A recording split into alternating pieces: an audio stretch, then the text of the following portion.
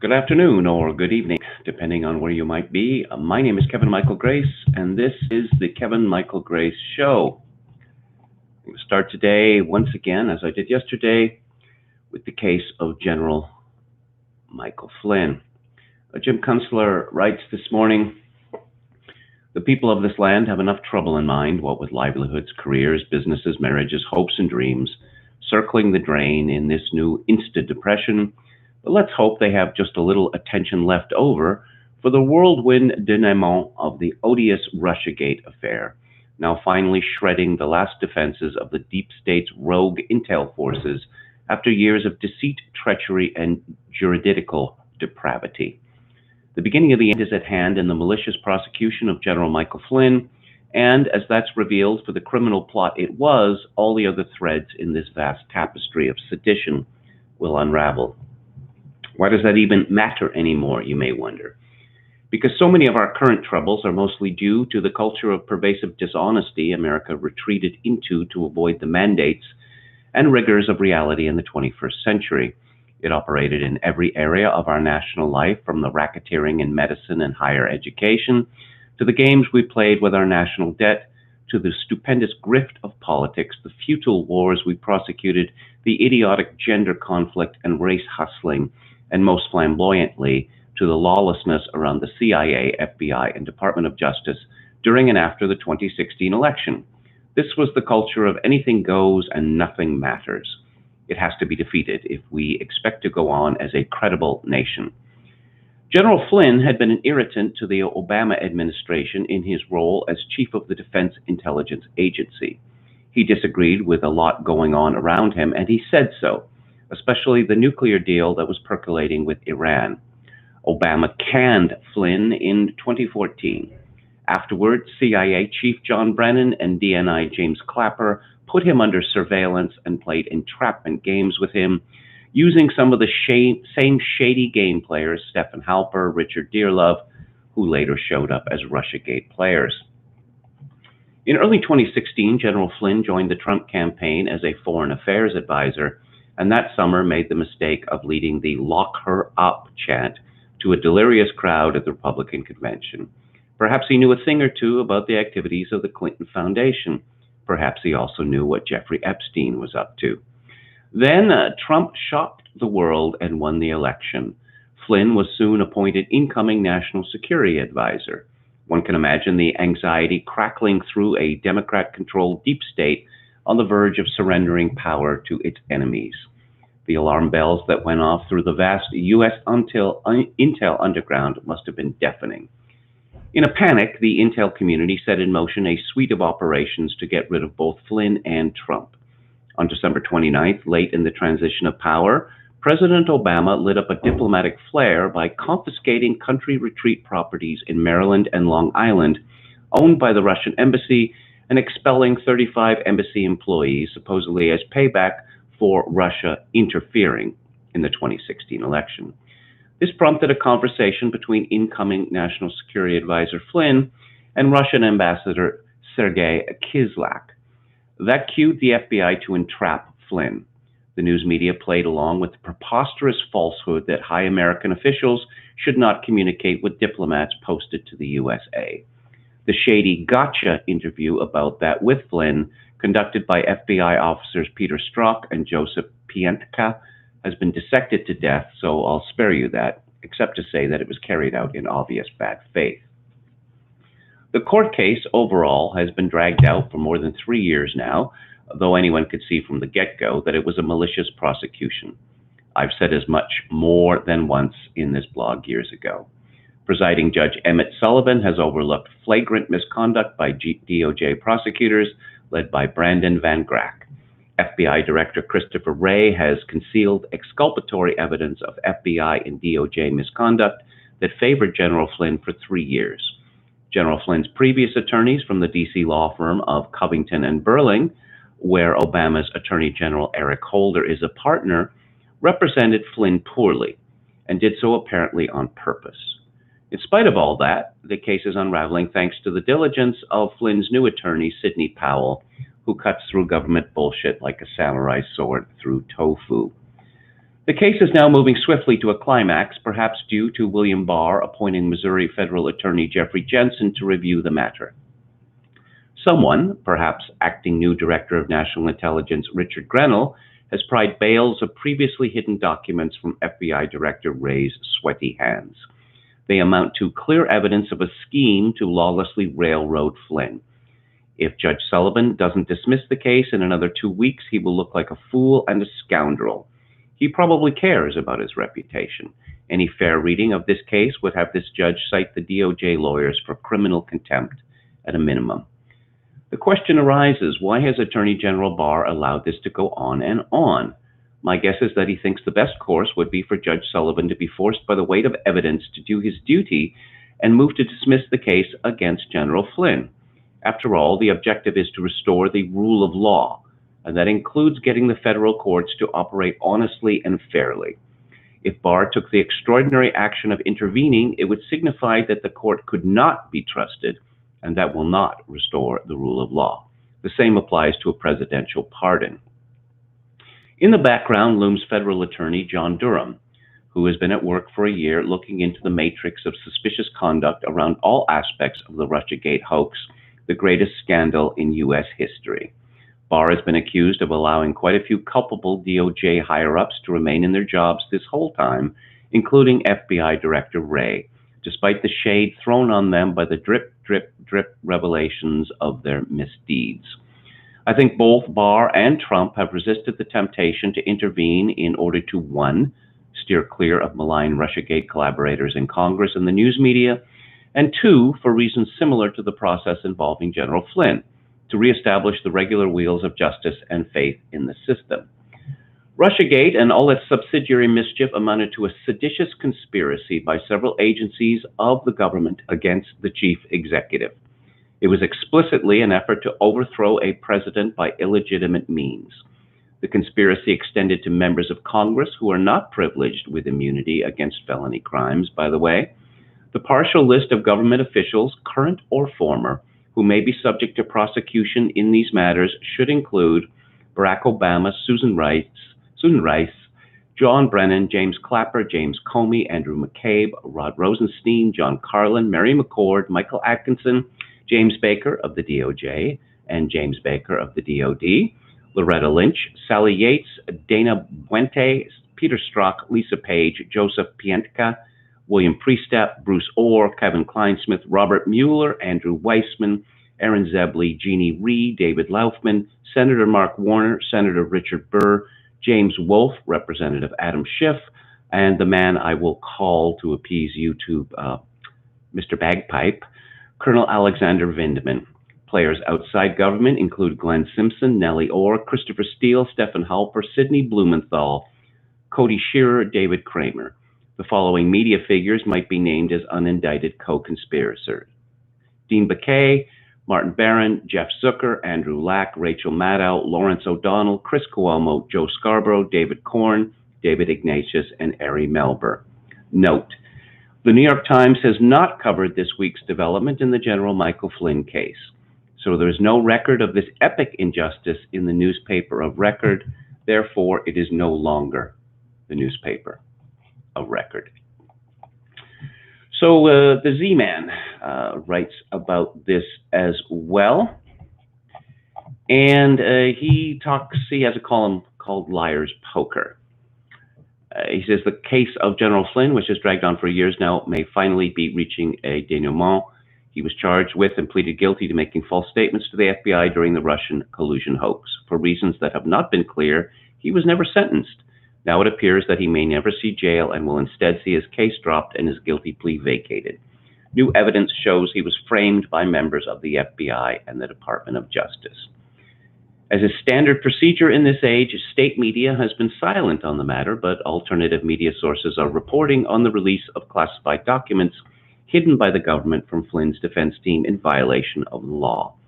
Thousands of documents held by his former defense team and hidden from Flynn and his new attorneys until now have also been released in what appears to be a damage control operation by the law firm Covington and Burling. What these new FBI documents reveal is that the FBI and Department of Justice carefully planned to entrap General Flynn by tricking him into making inaccurate statements about his activities during the campaign. They did this because they wanted to remove him from his post in the White House and hoped he could be manipulated into making accusations against other administrative officials. Then they systematically lied about what Flynn said to them in his interview with the FBI. Compounding this is the fact that the FBI and the Department of Justice systematically withheld all documents that could be used by Flynn in his defense. One way they did this was to hide them in the special counsel operation. This prevented anyone, not just Flynn's defense team, from discovering the plot. The sudden release of long withheld documents by Covington and Burling suggests that they may have been part of the plot to entrap Flynn and get him to plead guilty to a crime. At this stage, only a partisan fanatic thinks the principals in this whole Russian collusion caper were operating in good faith. You could make the argument that their behavior was unethical, but not necessarily illegal. Even if their actions violated the law, you could argue they did so in the belief they were within the bounds of the law. With these new revelations, it is clear they knew they were breaking the law in an effort to frame General Flynn as part of a much larger conspiracy. Another outrageous aspect to this case is that it appears that Flynn's original defense team, Covington and Burling, may have been in on the plot to frame him. It's not all that clear at this point, but the best that can be said of their actions on behalf of their client is that they are the worst law firm in the country. They exist because they have resources and know how things work in Washington. Despite this, they made the sorts of errors TV writers would find too ridiculous for a legal drama. It is also increasingly clear that the weaselly Rod Rosenstein was the man tasked with orchestrating the cover-up after the election. He manipulated Sessions and Trump into firing Comey and then agreeing to the Mueller charade. The only purpose to that operation was to cover up the illegal spying. Then there is Comey, who claimed under oath to be the guy who ordered the Flynn investigation. He may have arrogantly admitted to initiating multiple federal crimes. Of course, the big question in all of this is whether Washington is so hopelessly corrupt that none of this amounts to anything. In banana republics, the judge in the case would be assassinated or intimidated into ignoring the facts and sentencing Flynn to jail. We may not be there yet, but the lack of any substantive investigation into the FBI corruption suggests no one will be charged with anything. The principals in this scandal are now in high six-figure positions in Washington, living the good life. Now, it is possible that Bill Barr was not prepared for the scale of corruption that has been revealed in this case. He may have truly thought it was a few bad apples that went off on their own. Once the scale of the corruption was known, he had to change course and bring in outside help. It's just as possible that he is part of the problem. He is friends with most of these people. His role in this could simply be part of how Washington is neutralizing Trump and preparing him for expulsion. There is one puzzle that gets no attention. Why would the government keep delaying Flynn's sentencing after he agreed to the deal? They said he was cooperating, but he had nothing to offer them, and they knew it. Perhaps he was just a prop to maintain the greater narrative of the Russian hoax. By dragging out the process, they could feed fake news to state media, claiming it was from Flynn. That seems to be too cute by half, given the reality in Washington, but it is possible. I remember in 1996 when Bob Dole was running for president, he used this phrase, "Where's the outrage?" Which the media took to indicate that he was a tired old man who had no business running for office. What we have seen with Russiagate, what we have seen with the General Flynn case, is that agencies of the American federal government have been lying repeatedly to the news media, and the news media has been ever so eager to print and broadcast leaks. Are they true? Are they not true? The news media doesn't care, because the whole point is simply to destroy Trump and to vilify anyone who supports him as an idiot or worse. What has been revealed in the Flynn case, I think it's going to have multiple repercussions, but who could possibly take seriously anything the American media has to say vis-a-vis the intelligence community? Karl Kraus, the great Austrian literature, once said that wars happen because diplomats lie to journalists and journalists print those lies. Thankfully, the American media has not been able to drag America into a war with Russia. God knows they want one. But this is the scale of the fraud that we are dealing with. Let's go to the chat here. Okay, not much so far. Karl Kraus was a Jew. This is true. He converted to Catholicism, as many Austrian Jews in the arts did, and then I believe he fell away from the church. I've read there's some sort of claim that the Salzburg Festival was too commercialized, which doesn't really make any sense, but there you have it. Let's talk about China. China has not come out of the COVID-19 hysteria looking very good, but God knows they are trying their hardest. The original word on COVID-19, the coronavirus, which originated in Wuhan, China, was that it was not a big deal. There was no evidence that it could be communicated from person to person. There was no possible excuse from banning flights from certain countries. And the real villain here was xenophobia, which led to stigmatization. That's a hard word to say. Then, of course, the Chinese government turned on a dime. And, oh my God, this is a potential disaster for the whole world. But we in China have done an excellent job combating this.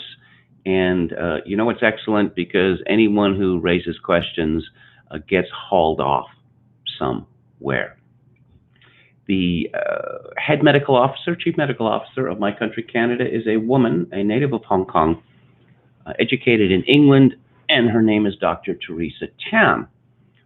She parroted the Communist Party of China line, which was in turn parroted by the World Health Organization. And then she turned on a dime. Got to have lockdowns. Can't be too safe. When are things going to get back to normal? Too early to tell. And I suppose one could say that the heat is on Chinese influence in Canada and elsewhere. And so in response to this, we have a piece from the National Observer today by Tim Ford, who appears to be a Chinese man or half Chinese. And it's called "Racist Dog Whistles Have No Place in COVID-19 Discourse." He begins, "I've only ever been to China once, and I visited nowhere near where my family emigrated from. Like most tourists, I visited the big sites, the Great Wall, the Forbidden City. I was awestruck at this culture that stretched back literally thousands of years. I marveled at the extensive public transit system. I was appalled by the omnipresent surveillance apparatus that was visible in the form of cameras, armed guards, and an internet firewall that made Google navigation a near impossibility. In short, China was as foreign to me as any Canadian, so to hear racist attitudes against Chinese Canadians reach a new low with Conservative MP and party leadership candidate Derek Sloan, I have to ask myself just where our political discourse is headed." In a Facebook video posted April the 21st, Sloan said, "One of the issues with Justin Trudeau's handling of the situation has been his reliance on the advice of Dr. Theresa Tam.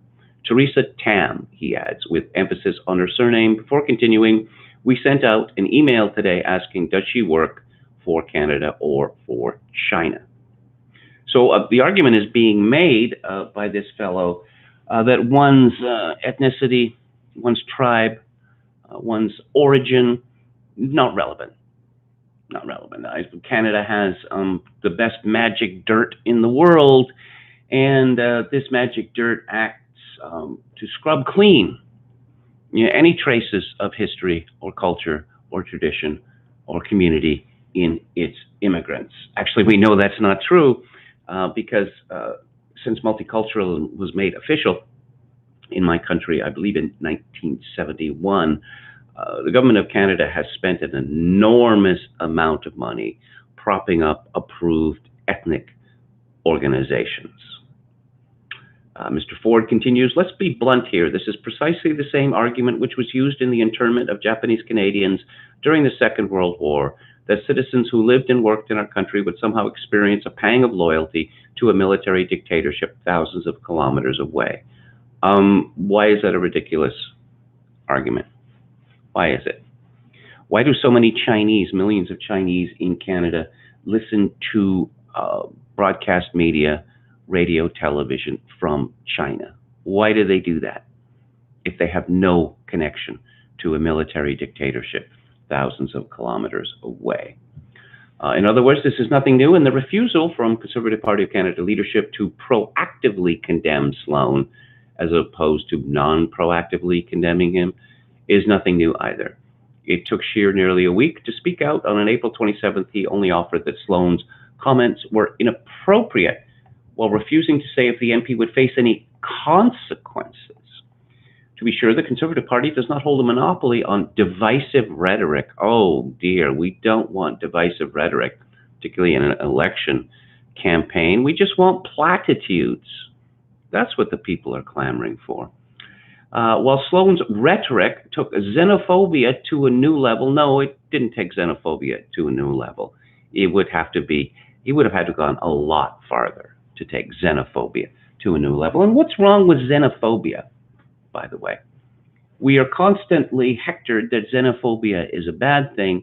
Xenophobia, or the fear of the other, fear of the foreign, is natural to people. It has always been natural to people, and it remains natural to people. A week after Sloan's comments, when at long last it looked like the party's backbench had found its conscience, or at least a modicum of embarrassment, it was confirmed by party sources that Ontario MPs had met to discuss ousting Sloan if he refused to apologize. By this point, none of the frontrunners for the party's leadership had said anything publicly regarding him.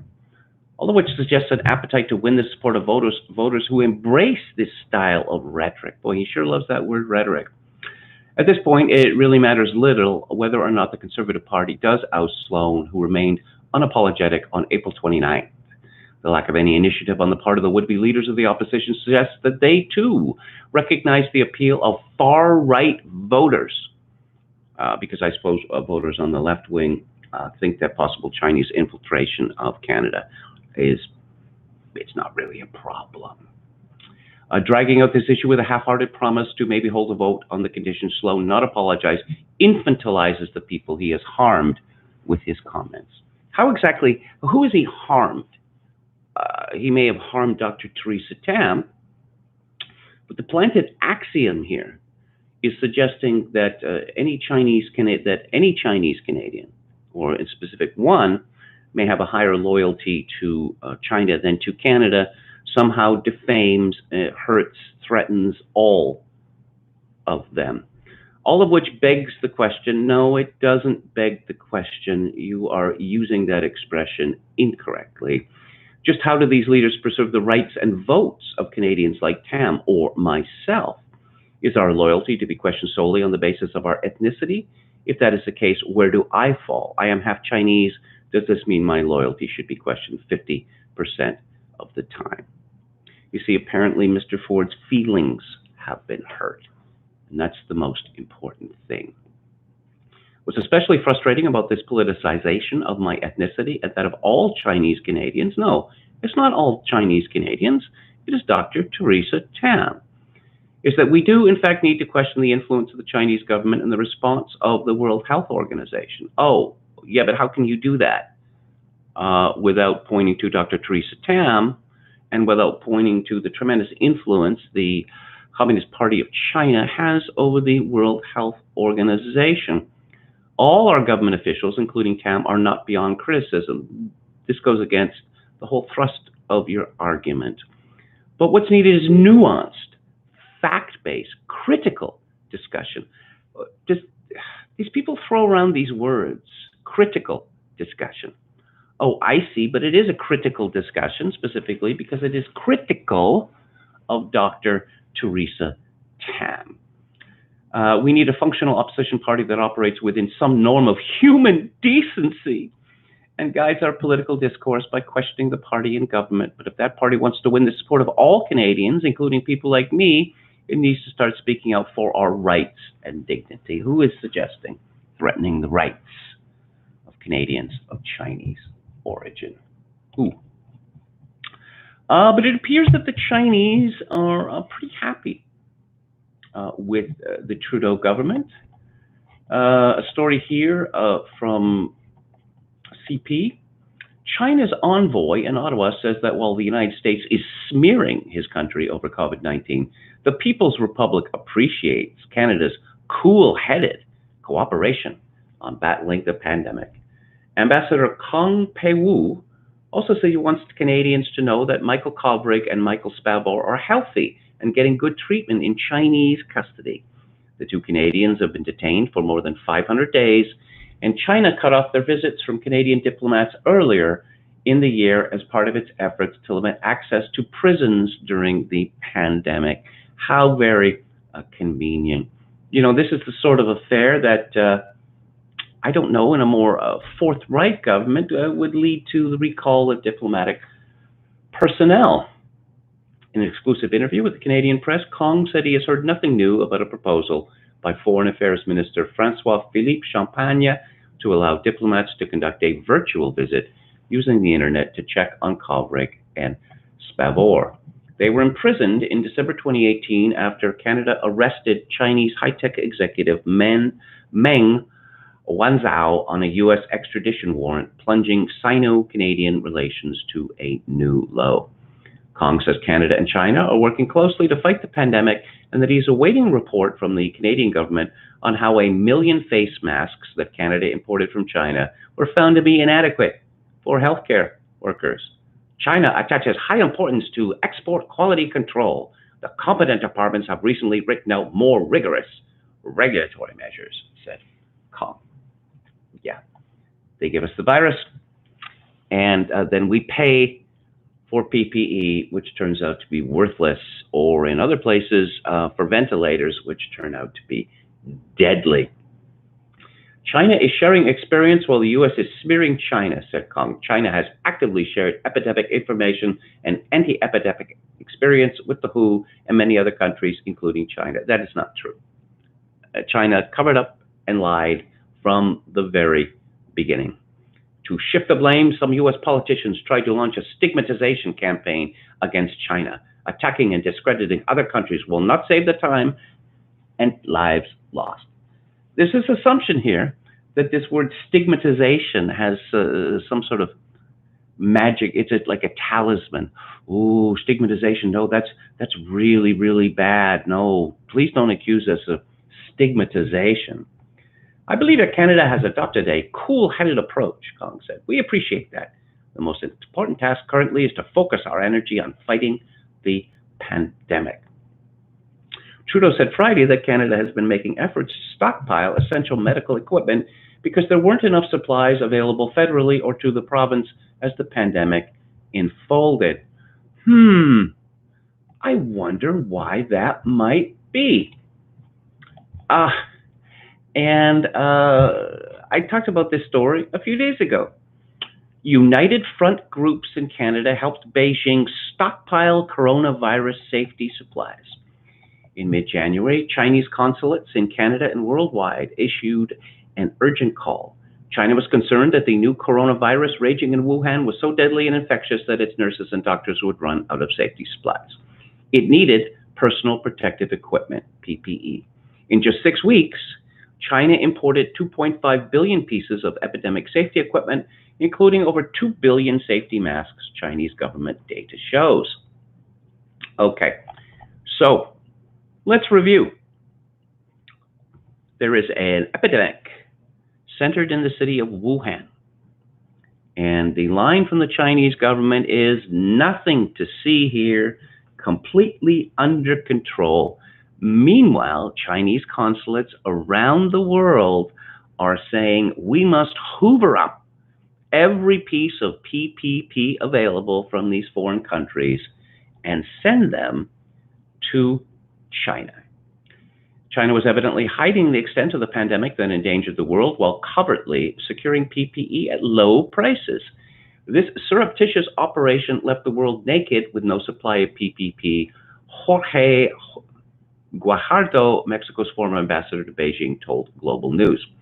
The result, starting in March after COVID-19 had circled the globe, countries that provided masks to China in January and February were forced to compete for China's supply. Yeah, how about that? China used diplomatic channels, state-owned businesses, and Chinese diaspora community associations that are thought to be increasingly under the influence of Chinese President Xi Jinping's powerful United Front Work Department. And through clandestine United Front networks run out of Chinese consulates in cities from Vancouver to Toronto, to New York, to Melbourne, to Tokyo, the Communist Party urged millions of, quote, overseas Chinese, unquote, to bulk buy N95 masks in order to ship, quote, back batches of scarce supplies for the motherland, unquote. As troubling as China's methods were, the operation looks even worse under a magnifying glass because some organizations seemingly involved in the United Front's efforts in Canada include members that have previously been monitored or investigated by the RCMP and the Canadian Security Intelligence Service. That is Canada's equivalent to the CIA. China's PPP import operation was portrayed by its state media as a warlike effort, and it was a dramatic success. According to a U.S. congressional report released in April from January 24th to February 29th, China ramped up its production of masks and slapped export restrictions on China-based foreign companies such as Canadian mask maker Medicom and U.S. mask maker 3M. At the same time, China imported 2 billion safety masks. To ensure sufficient domestic supplies to counter COVID-19, Beijing directed regional offices in China and overseas to work with PRC industry associations to prioritize securing supplies from global networks. It's interesting, it's significant in this story that the Chinese government refers to Chinese in Canada, the United States, and elsewhere as Chinese overseas. They do not regard them, first off, as citizens of a foreign country. No, they are simply Chinese who happen to be living in different countries. I don't know whether Mr. Ford, the article of the National Observer piece, is aware of this story. There have been numerous stories about the efforts China made to, one, downplay what was going on in China, and to, again, to hoover up every piece of PPP in the world. But it's significant. From HuffPost, Conservative MP Derek Sloan renews calls to fire Dr. Theresa Tam. He is now saying that he believes Dr. Theresa Tam should be fired for having very likely cost Canadian lives. Sloan called the WHO a puppet of China and claimed that the UN body had endangered millions of lives around the world by covering up the COVID virus at the behest of the Chinese Communist Party. He wrote that Canada's Chief Public Health Officer, Dr. Tam, needs to work for Canada, not for the WHO or any other foreign entity, and urged supporters who agree with him to sign on to his leadership team. So how invested is the People's Republic of China in Canada? And what effect does this investment have on our own independence? Well, I just went looking for some random stories and I brought up a few. This is from Global News, February 7th of this year. Moody's Investor Services say 3 of Canada's biggest universities would face a cash crunch if China's diplomatic row with China results in the world's most populous nation pulling its students from Canadian schools. Tuition for international students is much higher than that charged to Canadians and has become a crucial source of income for schools, Moody's says. China has made no moves to cut off student travel to Canada, but Moody's says there is a risk posed by the escalating diplomatic fight since China arrested a senior executive from Chinese telecommunications giant Huawei. The Moody's warning comes several months after a dust-up between Canada and Saudi Arabia, resulting in the kingdom yanking the scholarships of Saudi students studying in Canada. The impact of such a move by China would be far greater, Moody's warns, because there are 15 times as many Chinese students in Canada. Moody's notes Chinese students make up nearly 2/3 of the international student body at the University of Toronto, more than 1/3 at the University of British Columbia, and almost 1/4 at McGill University in Montreal. The intensification of political tensions between the government of Canada and the government of China poses credit risks for Canadian universities. Global Affairs Canada reported that in 2016, international students spent more than $15 billion in Canada.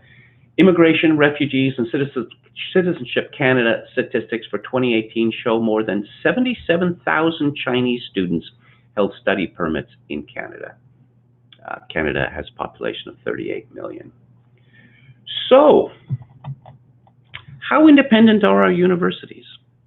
If our universities are desperately dependent on foreign students, particularly students from the People's Republic of China, this suggests to me that they are not particularly independent.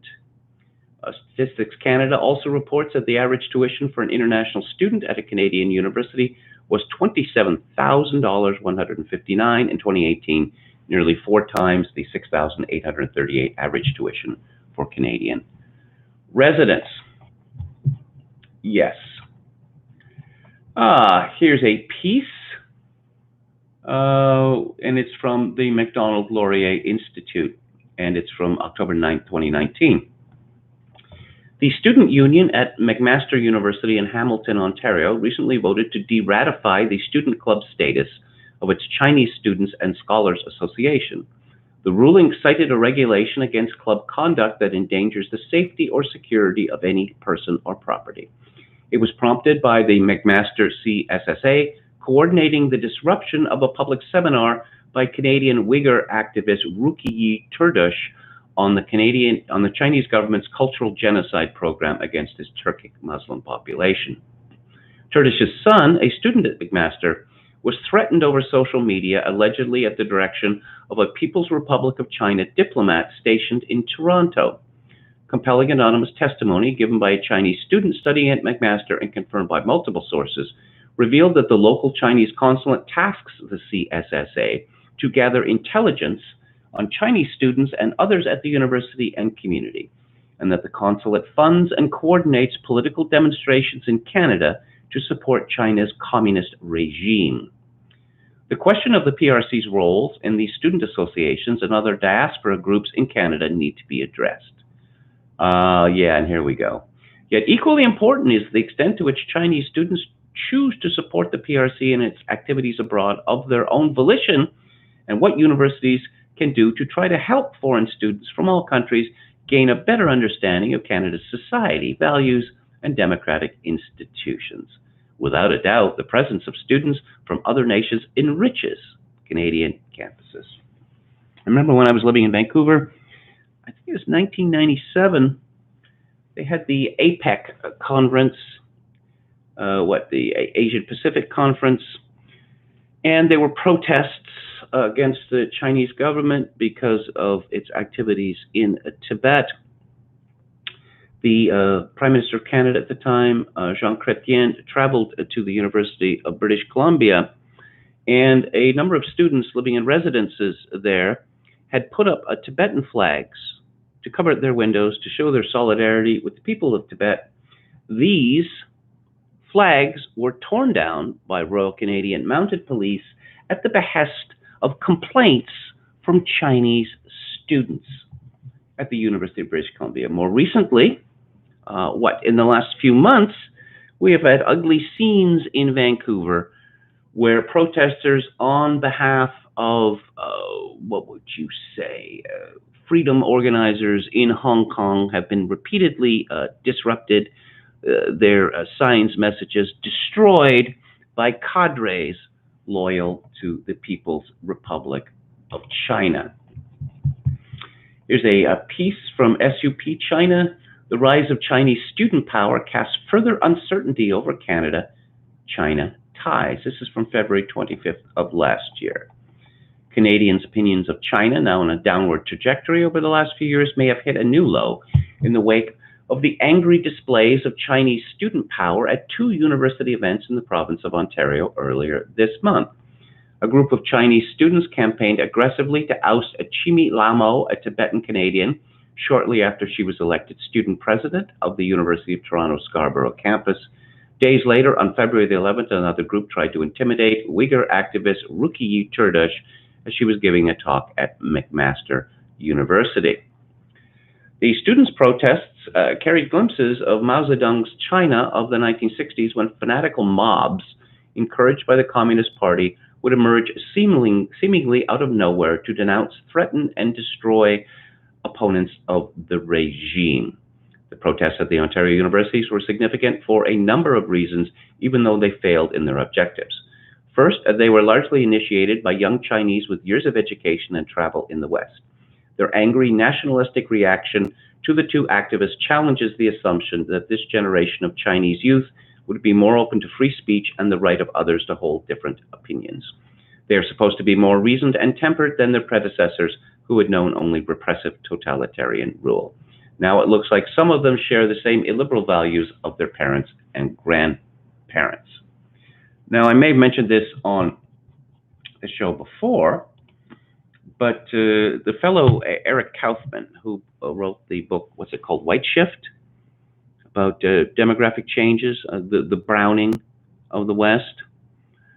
I got a communication from his father, who I believe his name is Steve Kaufman, who lives in Vancouver, who has a Chinese wife and is fluent in Mandarin Chinese.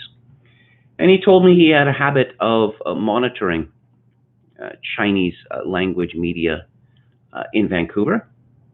And he told me that on September 11th, 2001, of course, the World Trade Center towers were destroyed. The Pentagon was attacked.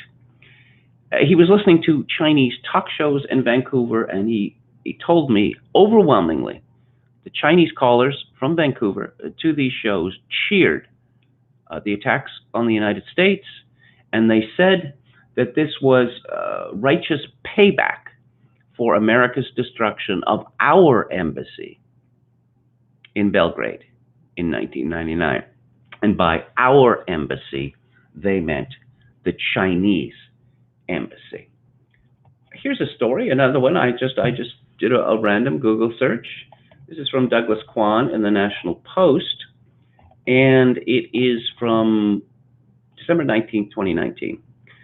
A recent decision by the Consulate General of the People's Republic of China to form a corps of citizen volunteers in this city is raising concerns about improper foreign interference in Canadian affairs. The volunteer group, whose recruits include some prominent Chinese Canadian community leaders, was ostensibly created to assist Chinese nationals who run into legal trouble or physical danger in Canada. Being a consular volunteer is an honor and a responsibility, and in keeping with the watchful solidarity of the Chinese people, says a recent posting on the consulate's website. But some China watchers are suspicious of the initiative.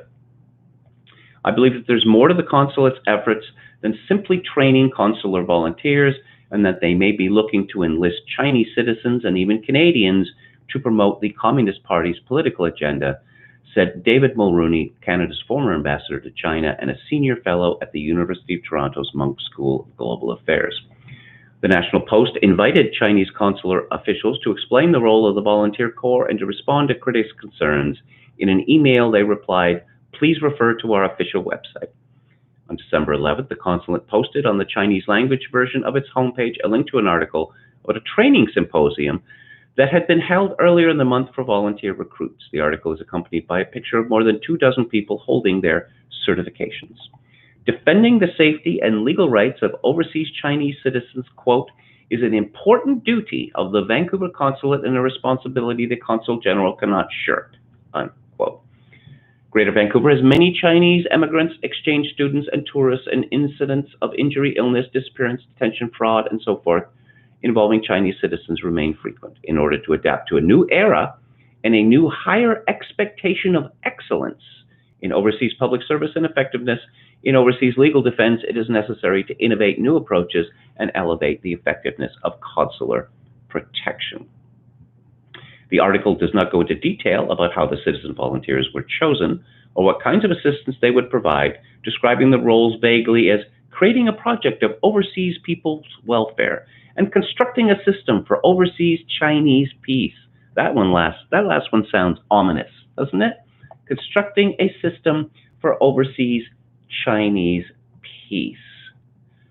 So what we have here is the open recruitment of fifth colonists in Canada. And I don't know. Canadian government seems to be fine with it. Canadian government seems to be fine with the two Canadians being thrown in prison in China and held there for 500 days, with the Chinese government saying, no, sorry, no can see, too dangerous. So what does Trump have to say about all this? This is from FX Street. President Trump has been crossing the wires and has said that COVID-19 reparations are coming and that the U.S. will bill China at least $160 billion. Trade wars will be back on the agenda as Trump seeks to reinstate his authority over the U.S. and drive up demand from his supporters for a leader that will take on China, passing blame for the global pandemic. This sounds like it was badly translated from a foreign language. From the Daily Mail, top Chinese official calls Trump's demand for reparations over coronavirus blackmail and says U.S. had plenty of notice crisis was coming. China's executive vice foreign minister Li Yucheng likened Trump demanding compensation for coronavirus outbreak from China blackmail, asking China to make reparations for these kind of claims they have no legal basis, he told NBC News. He also said that China has not covered anything up regarding the severity of the disease or earlier cases that were not previously known. Secretary of State Mike Pompeo said China is responsible for the virus's widespread impact and pandemic levels. They know that this happened in their country. This is classic communist disinformation, Pompeo said. The White House has directed the NSA, CIA, and Defense Intelligence Agency to investigate whether China hid the emerging coronavirus threat from the world. One of the things that I noticed about in the official Chinese responses to any criticisms of their country is that it doesn't seem to be calibrated for English-speaking audiences. That is this militant, bureaucratic, communist language that repels people. It repels them very strongly indeed. But am I to believe that there aren't people in China who are familiar enough with the English language to craft a bureaucratese that is not so flagrantly repellent? Or is that the whole point, that China intends to terrify people with its communist language? Furious China blasts Bild newspaper for suggesting Beijing should pay £130 billion reparations to Germany for the financial effects of the coronavirus crisis. China's embassy in Berlin accused the newspaper of, wait for it, stirring up nationalism. Nationalism for me, but not for thee, that's the official position of the People's Republic of China. Bild's editor retorted with his own letter accusing Beijing of endangering the world by failing to shut down the wild animal markets where the virus is feared to have originated. The original Bild article was published last Wednesday with the headline, "What China Already Owes Us." Presenting what he called the Corona invoice, Bild said politicians were demanding consequences after the virus spread from China around the world. Bild's calculations included a €24 billion bill for lost tourism, a €1 million per hour for Lufthansa, and 50 billion euros for small businesses affected by the standstill. The idea of charging reparations to China is not endorsed by the German government, which has described the concept as illusory. That is to say, we don't want to offend China. Let's see, a spokeswoman, Tao Lily, said, your report is not only missing crucial facts and exact timings, but also any modicum of journalistic diligence and fairness. Anyone who makes calculations like this, stirring up nationalism and prejudice, as well as xenophobia and animosity towards China, it does not live up to either the traditional friendship between our people or to a serious understanding of journalism. Against this background, I ask myself, where in your newsroom this dislike of our people and our country has come from? There is no script for a crisis of this magnitude. It's more necessary than ever that we cooperate and learn from this pandemic together.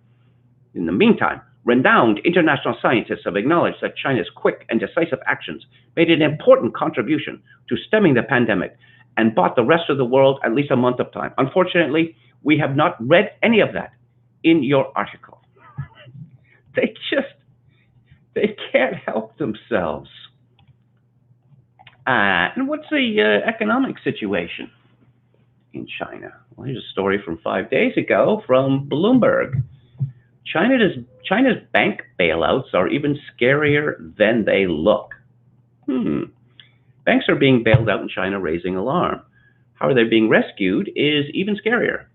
Acknowledging the growing balance sheet problems among small and medium lenders, China's banking and insurance regulator says it's working on a reform plan and will become more vigilant about shareholders. That's all good until you see what's happening in reality. The state is effectively replacing precarious, often private shareholders with financially weaker state-backed ones, or giving them a larger say. This rarely instills confidence, even in good times. These are anything but. In the latest string of rescues, Beijing is stepping in to back Hong Kong-listed Bank of Gansu, which in addition to deteriorating finances has also found itself on the hook for overdue debts of one of its shareholders. All of that was made worse by a collapse in its share price earlier this month due to margin calls on stock pledged as collateral. As part of a plan announced April the 18th, state-backed equity holders will raise their stakes to own almost half of the bank, up from around 28%. The largest, a highway operator, is expected to pay around 1.5 billion yuan, or $212 million, to subscribe to 40% of the new shares. It's an odd choice of rescuer. Gansu Provincial Highway Aviation Tourism Investment Group, wow, that is a long name. Its balance sheet is already stretched. Its operating cash flow is insufficient to cover expenses and interest payments, according to S&P Global Ratings.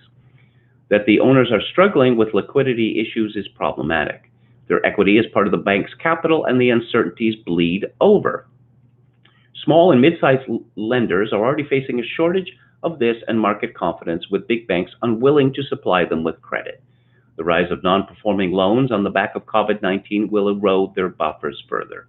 To help them cope, regulators recently loosened regulatory limits for NPL coverage ratios, the loss reserves that need to be set aside against bad loans, to release around 200 billion yuan of capital. Isn't that what got Chengdu Rural Commercial Bank to where it is today? It was owned and funded by Anbang Insurance Group, famed for its foreign asset buying binge that included New York's Waldorf Astoria Hotel. At one point, the lender, with about 40 subsidiaries across rural China, depended on its shareholder for 40% of deposits, while Anbang accounted for 80% of related party transactions that were short-term money market loans. There was also Baoshang Bank, which last year became the first seized by the government in decades. Its shareholder, Tomorrow Holding, was caught up in Beijing's corruption crosshairs, with founder Zhao Jinhua abducted from Hong Kong's Four-Seasons Hotel by Chinese agents in 2017.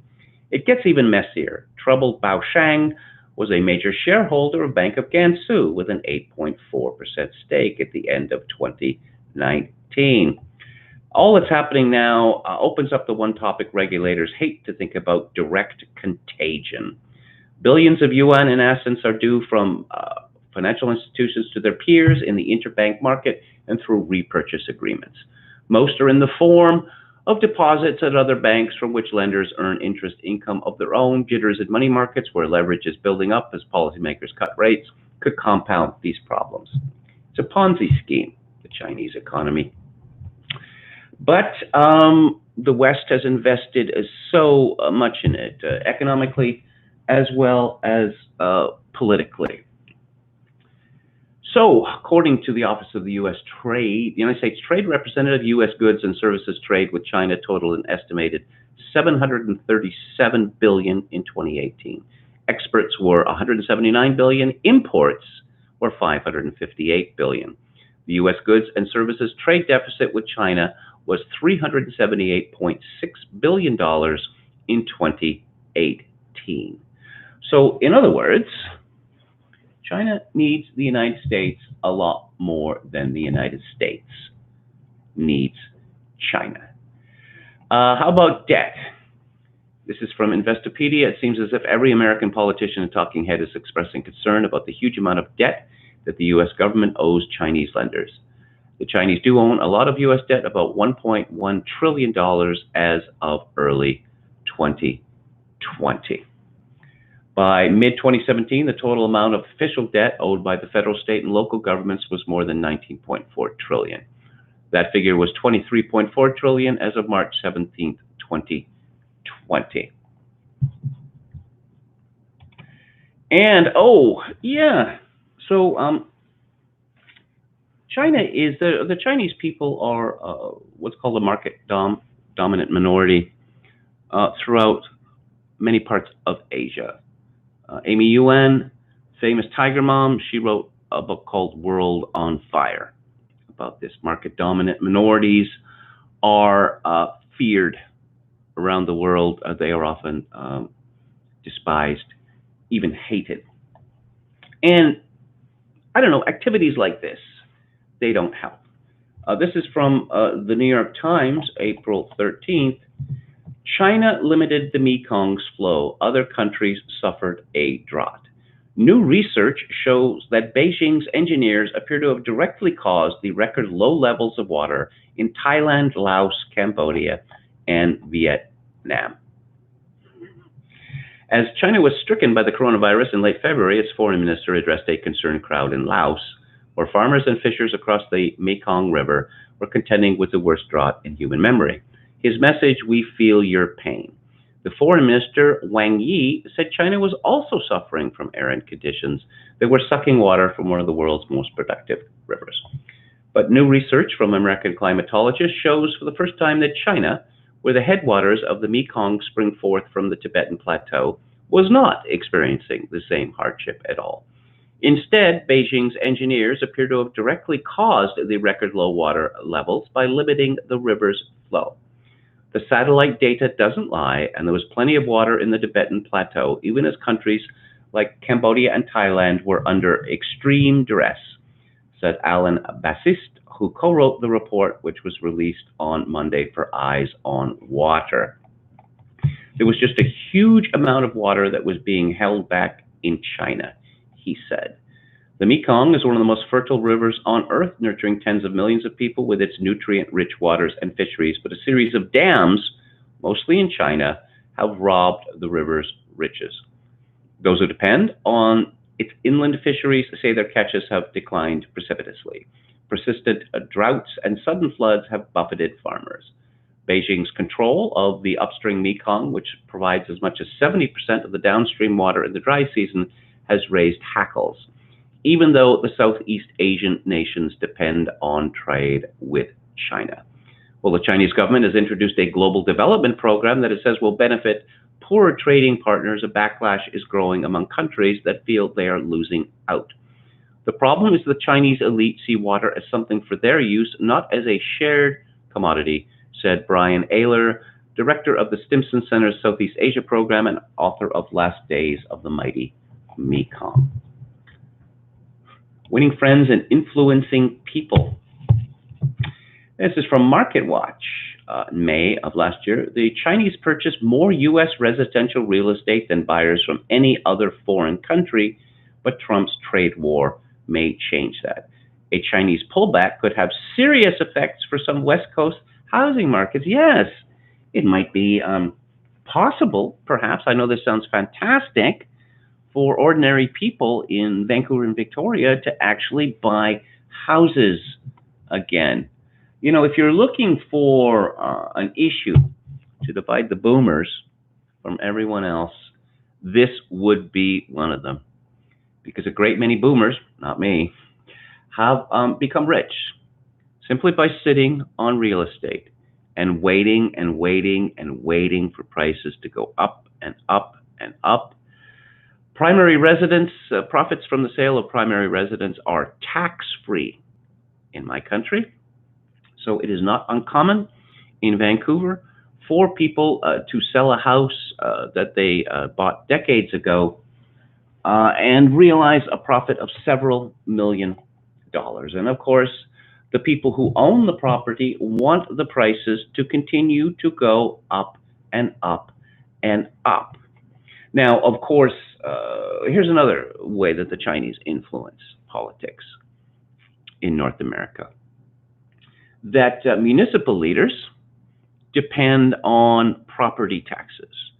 And the higher houses are said to be worth, then the more money municipal governments get.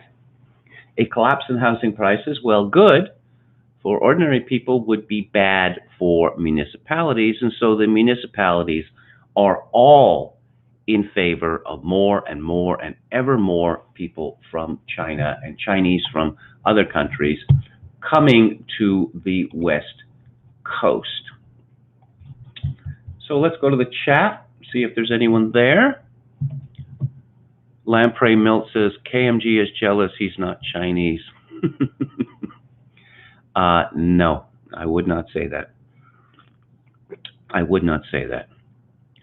Don from Beyond says, I refuse to give the government my bank account number, but today I finally got my $1,200 paper stimulus check. Well, I'm glad to hear that. Vienna Chronist says, I only accept hegemony from our friends of the chosen people. Oh dear, oh dear.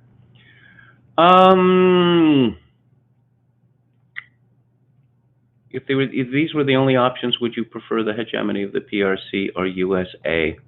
The hegemony of the USA is clearly troublesome in many respects. The hegemony of the PRC is an absolute nightmare. Oh, Jules Roy says KMG showing off his vitamins and medicine. No, I'm not actually showing them off. I was caught for time, or didn't plan my time. Every week I have to refill this, and so it comes out of many bottles, and I didn't take them into the bathroom. Yeah. No, it's funny, you know, when the Chinese accuse other people of racism or of nationalism, because they are intentionally nationalistic, and just look at the character for man in the Chinese alphabet. The Han people are at the center of the universe. Oh, LeComte Boreas says, we will fight again to save Russia from tyranny, LOL. I don't know what that's... China has a lower population density than France, says Eternal Fisherman. Yeah, much of China is largely deserted. Don from Beyond says, I saw where I missed a great chat yesterday. Blackmore's Rainbow. Wow, okay, that would refer to the mercurial guitarist, Richie Blackmore. The Chi-Coms invading Russia. I don't really see that happening. I don't see that happening at all. Putin and Merkel already got their Chinese language manual on their desks. Yeah, I don't think so, but I don't know. Could be wrong. So let's get back to the subject that is #1 news story in the world. You all know what it is. I suppose many of you are sick of it, which could be why my numbers are falling, but that's the news, folks. You know, I tried to open it up today. New York schools will remain closed for the rest of the academic year as Governor Cuomo says he wants to drill down on new COVID-19 cases to find out whether they are still coming from amid lockdown, but gives no update on reopening businesses after May the 15th. He refused to say whether he'd reopen businesses on May 20th, the date neighboring state Connecticut has given to get people back to work. He said he would make an announcement sometime before May 15th. There are still some 900 new hospitalizations every day across the state, which he said is too high. And these hospitalizations are for COVID-19. Are they? It doesn't seem. Well, we know that New York is faking the numbers. We know that the numbers are all faked now because you've got to get that number up to 100,000 to justify the models. This is a particularly disgusting story, but these are the times that we live in. This is from vulture.com. Do you know that Ellen DeGeneres identifies as one of the many people who identifies as, wow, that's bad writing. I'll start again. Did you know Ellen DeGeneres identifies as one of the many people who identify as Cuomo-sexual? Was that translated from Chinese too? Yeah, Cuomo-sexual. On Thursday, beloved Gov appeared on the Ellen DeGeneres Show and discussed the growing fan club of supporters he and his brother are gaining. DeGeneres, whose show is currently under fire for mistreatment of its crew during the social distance era, told Governor Cuomo that she and many others jokingly identify as Cuomo-sexual, i.e. someone who is really into Cuomos of the Andrew and Chris variety. Yeah, I think that's a good thing, the governor said. I don't think that's a bad thing. Well, Ellen DeGeneres is America's most famous lesbian, so how could she identify sexually with the brothers Cuomo? I will remind listeners that Andrew Cuomo ordered people infected with COVID-19, known to be infected, tested to be COVID-19 patients, into nursing homes in New York State.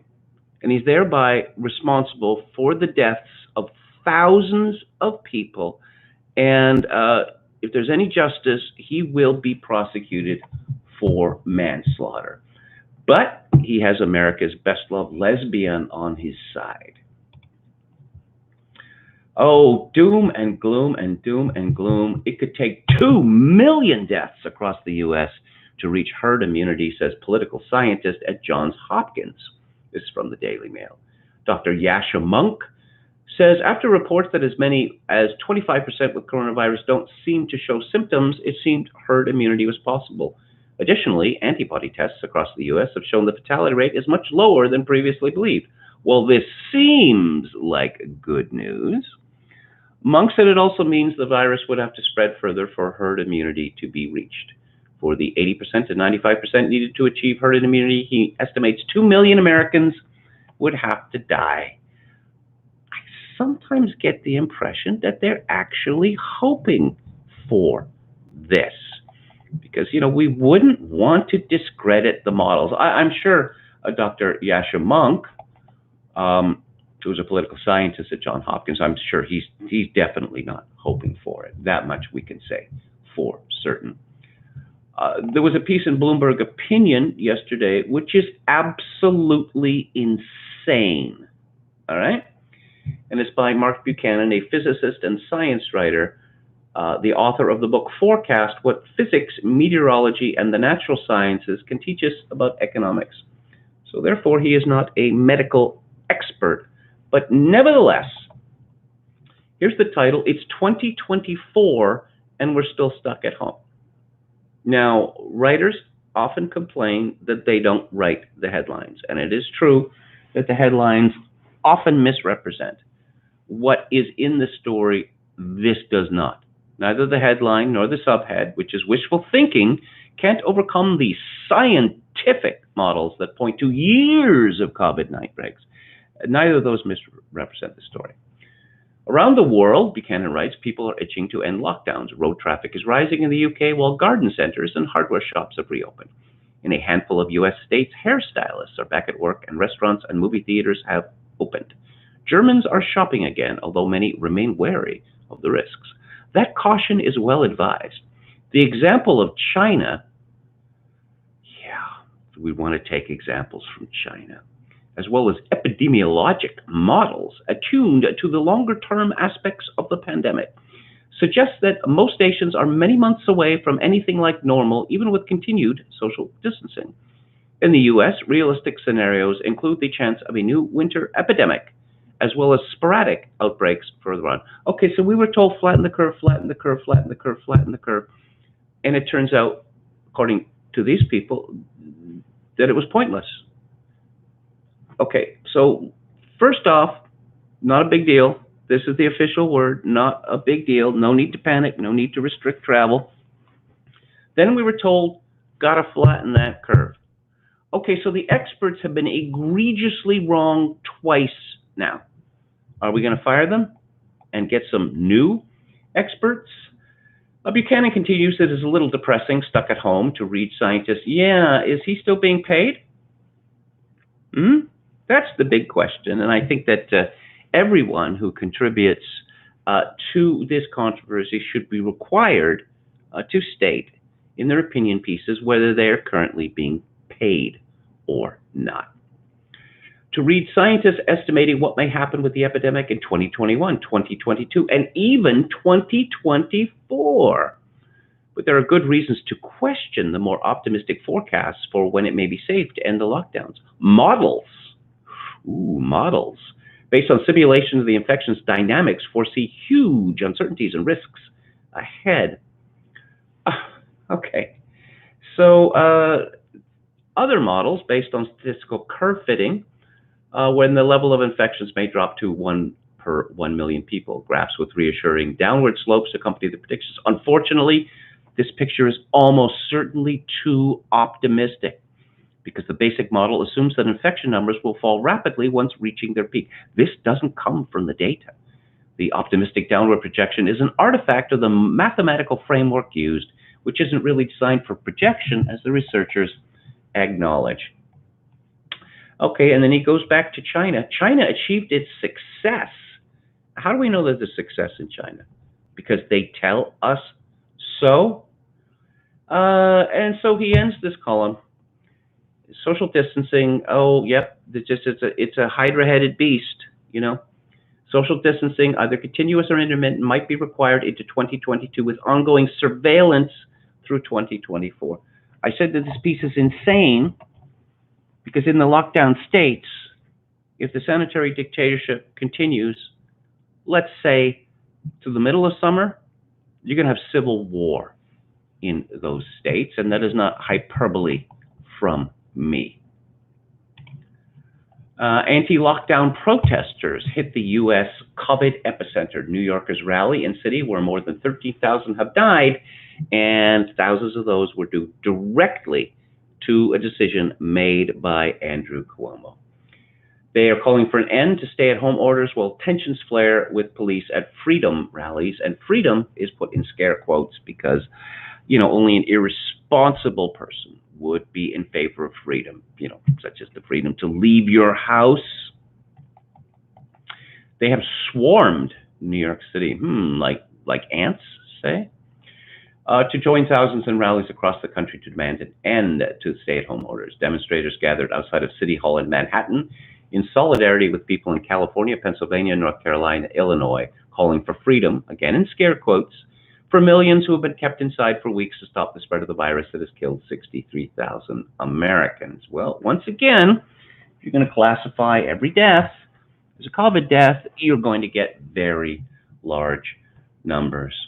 The NYPD watched as the crowd marched through Manhattan's financial district in solidarity with the armed protesters waving MAGA flags and carrying weapons who have surrounded city halls, state houses, and beaches across the country in revolt at what they see as draconian measures. You're not allowed to leave your house. You're not allowed to go to the park. No, well, I mean, I suppose some people could see those as draconian measures. In California, tensions flared between cops and angry residents in Sacramento and Los Angeles amid anger over Governor Gavin Newsom's decision to close the beaches and limit the population to a certain list of activities.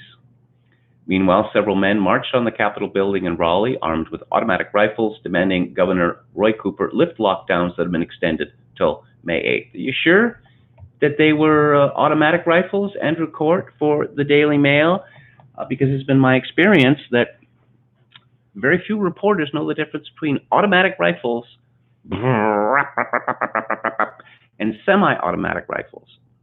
I'll just explain. I'm sure all my listeners know, but in case there's any journalists listening, this is a semi-automatic rifle works is that you pull the trigger, a round is expended, and then there is a feeding system which feeds the next round to the chamber.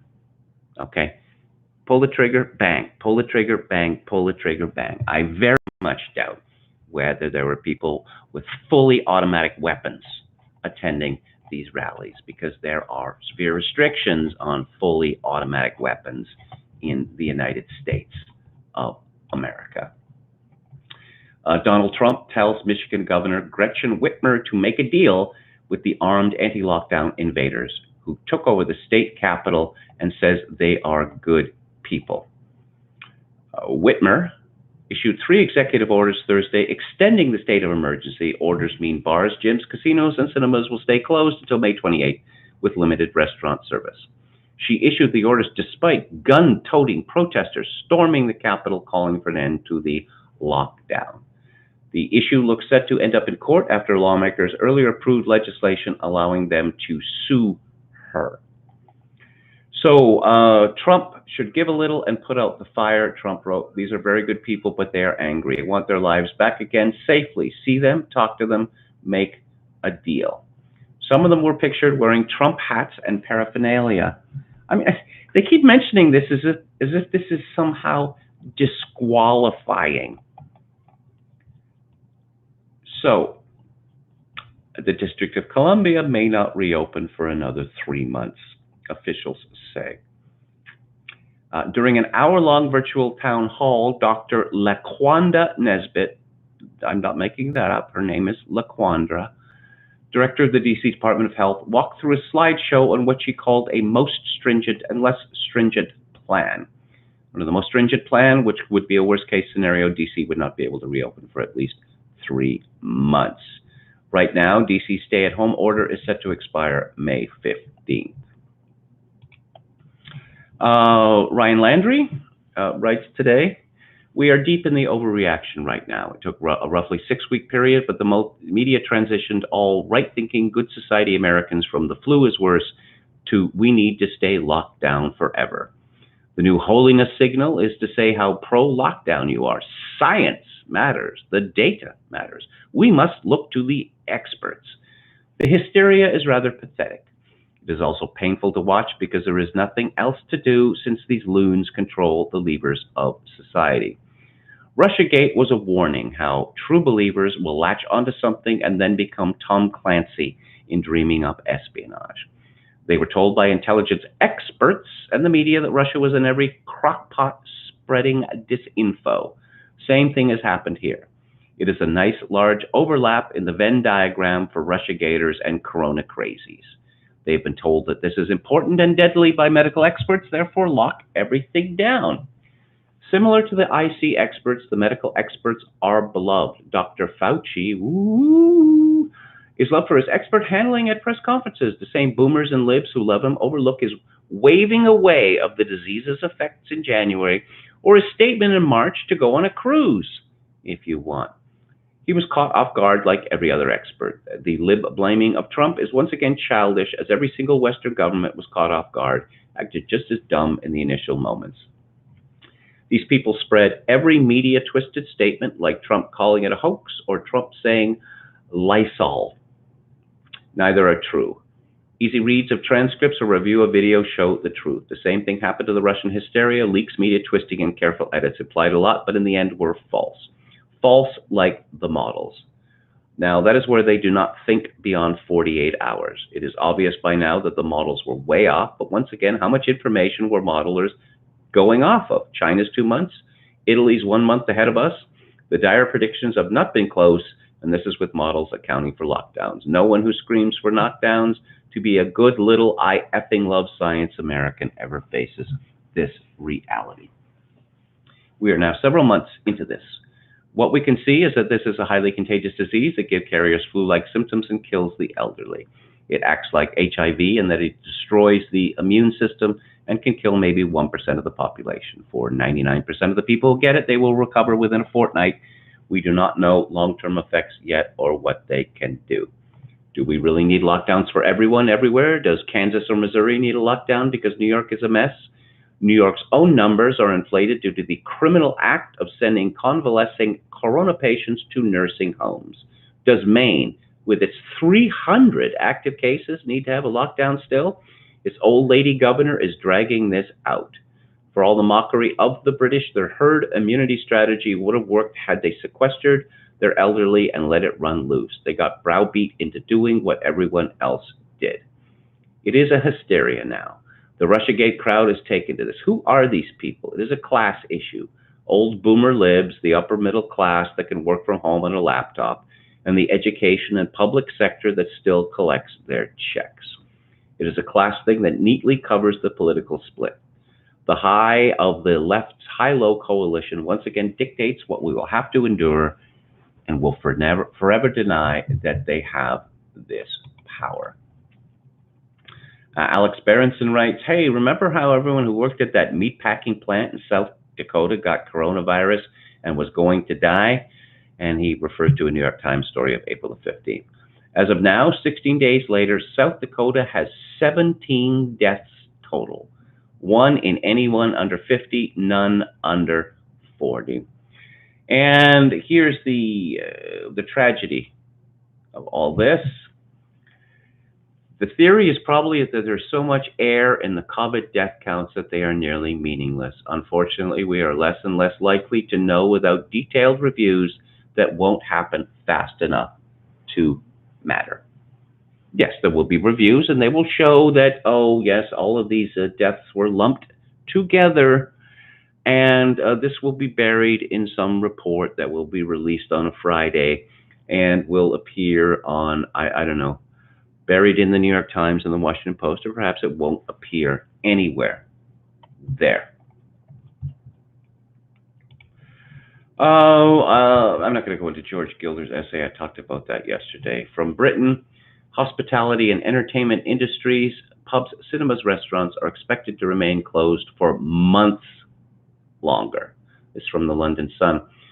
The report says lockdown restrictions won't begin to be eased until the end of May. In comparison, Austria is opening bars and restaurants May the 15th. Toby Young writes in his Lockdown Skeptics blog, The Telegraph leads with Boris's announcement at yesterday's Downing Street briefing that we are now past the peak, and he will set out a roadmap next week on restarting the economy and reopening schools. In his first briefing since his return to work, the Prime Minister said the UK was on the downward slope, but emphasized the country must not risk a second spike. Well, if he really means that, then I guess Britain will have to be locked down forever. Further on in the same story, the paper reveals that some ministers want to wait until the daily number of new infections falls into the hundreds before easing restrictions after seeing Germany's infection rate rise when it eased its own lockdown. In fact, the infection rate hasn't gone up in Germany since it eased its lockdown last week. They just throw out these lies, and they repeat them often enough. And if you point out that there are lies, then you get called a denier. Then you are accused of being in favor of death, even of murder. Now, apart from Lion Landry and myself, are there many people making a fuss about what Andrew Cuomo did? Now, I understand that most of the old people in these homes would probably have been dead within a year, but the conditions at these homes are typically horrific. They would have been condemned to die horrible deaths on ventilators. This was entirely unnecessary. But instead, Andrew Cuomo, yes, he's lauded by America's favorite lesbian. Okay, let's see. Let's move on. Let's move on here to, oh, yes, Theodore Dalrymple, who is always good. He has a piece in The Critic, and he is arguing against the empire of conformists. The National Health Service is immune to criticism because its deficiencies are seen as departures from its essential goodness. If it's possible to kowtow to a sacred cow, this is exactly what Boris Johnson did on leaving St. Thomas's Hospital after he'd been treated there for COVID-19. The NHS, he said, was Britain's greatest national asset, as if, had he fallen ill in any other country other than Britain, he would not have been treated so well or simply left to die. This was an unintended insult to the doctors and nurses of other countries, as if in their benighted hands without the NHS they did not work with skill or devotion. The NHS is neither necessary nor sufficient for medical and nursing staff to show devotion. The parents of a well-taught school child do not thank the Ministry of Education. No doubt the Prime Minister's praise of the NHS was politically shrewd. One casts no doubt on the perfection of the Quran in Mecca. But in the long run, such praise does no service to the nation, which at some time or other ought to face up to the fact that its healthcare system is at best mediocre by comparison with that of other countries at a similar level of economic development, and that being ill and seeking treatment is a more unpleasant experience in Britain than it is in many civilized countries. I should point out that Theodore Dalrymple is a physician. He has another piece in the New English Review called The Pandemic of Authoritarianism. And I suspect that this is a much more serious problem than in Britain than it is in other places, because the police are incompetent and out of control and have been for quite a number of years now. They are openly contemptuous of the British people that they ostensibly serve. Dalrymple writes, in Britain at any rate, the epidemic revealed how quickly the police could be transformed from a civilian force that protects the population as it goes about its business into a semi-militarized army of quasi-occupation.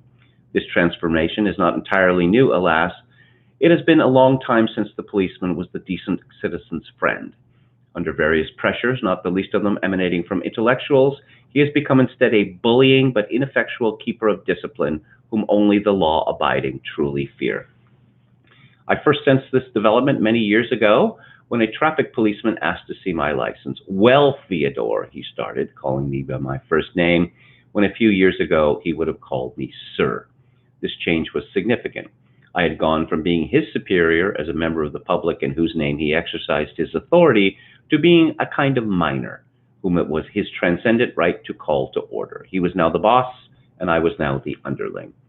The change in uniform, too, has worked in the same direction. Traditionally, since the time of Sir Robert Peel, the uniform of the British policeman was unthreatening, deliberately so, his authority moral rather than physical. Now he is festooned with the apparatus of repression, if not of oppression, though in effect he represses very little of what ought to be repressed in case it fights back. The modern police intimidate only those who do not need deterring. Those who do need it know that they have nothing much to fear from these whited sepulchres, these empty vessels. Incidentally, the French police have undergone a similar deterioration in appearance. Gone is the reassuring képi in favor of the moron's baseball cap, and some of them now dress in jeans with a black shirt with the word police across its back, which is not difficult to imitate and makes it impossible to know whether a policeman really is a policeman or a lout in disguise.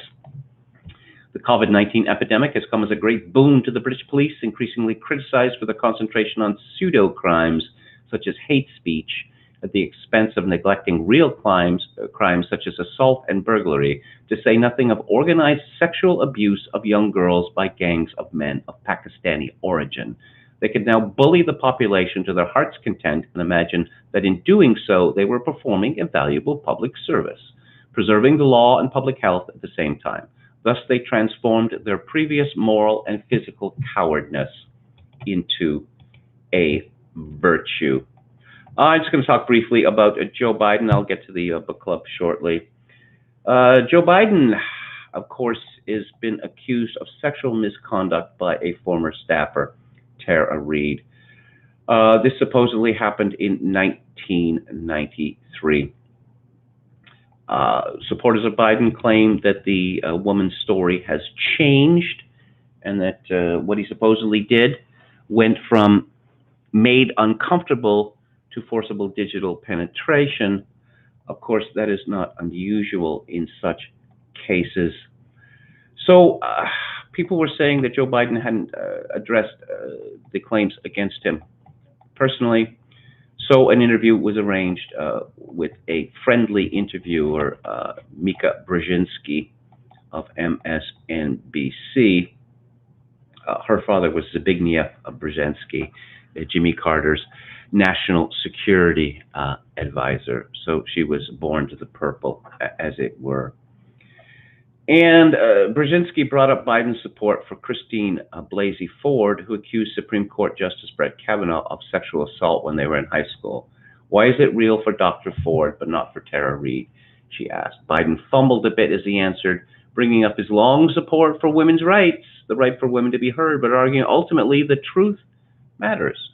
Well, either believe women or the truth matters. You got to pick one. It can't be both.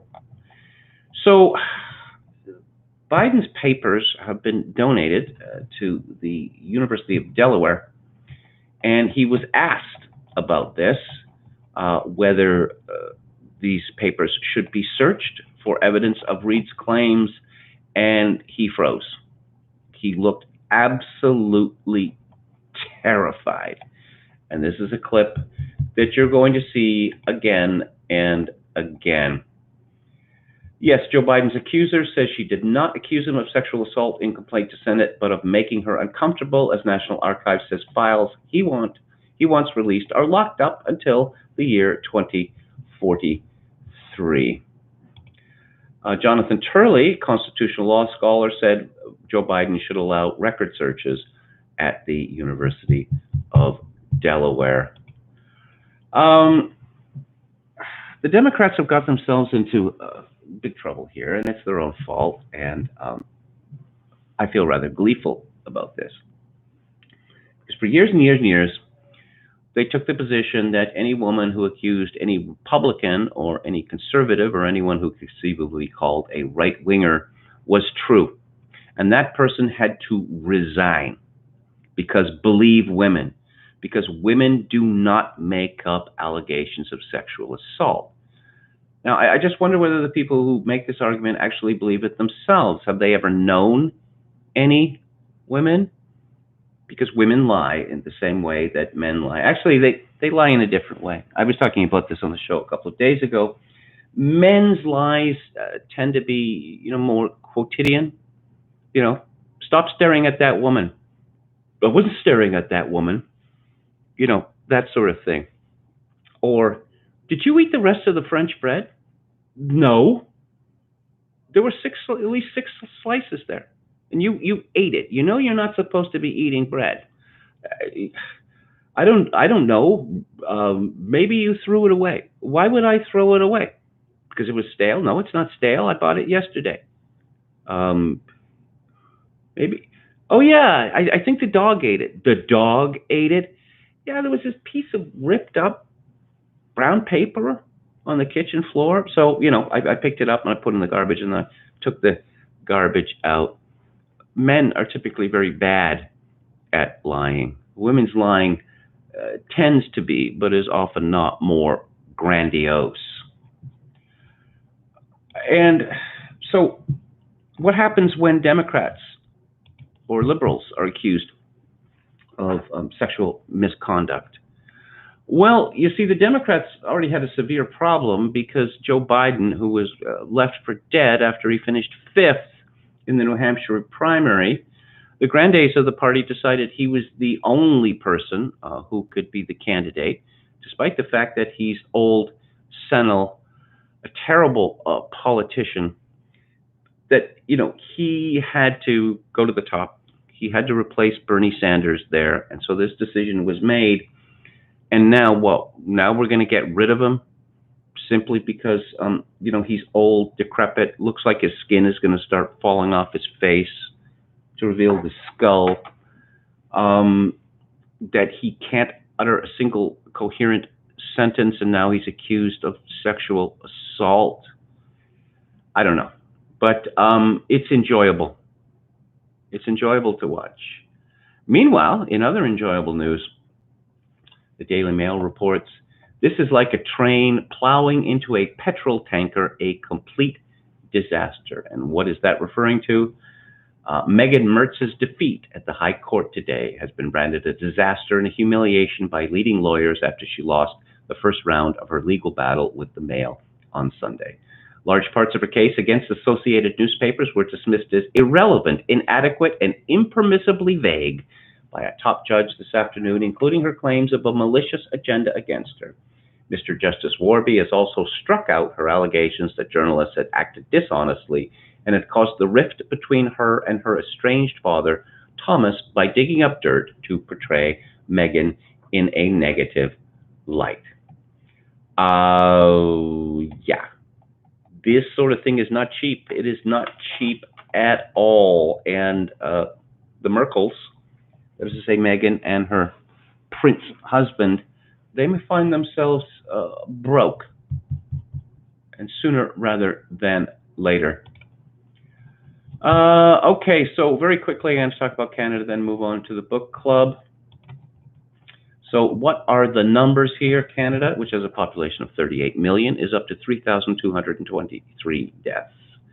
Saskatchewan, the death total remains steady at 6. Again, it has a population of 1.1 million, 389 cases. British Columbia, where I live, there are 2,112 cases and 111 deaths. Still locked up, although again, I have to give the socialist premier of British Columbia credit. It's not as bad here as it is in Ontario, which is led by a supposedly extreme right-wing politician. The death toll in British Columbia rose by 1 today. So it is actually up to 112. When is British Columbia going to be opened up again? I don't know. I think that in the West, it's going to be opened up far more quickly than in the East. There are 121 cases on Vancouver Island. And okay, so let's get to the book club. Oh no, let's have a brief look at the chat here.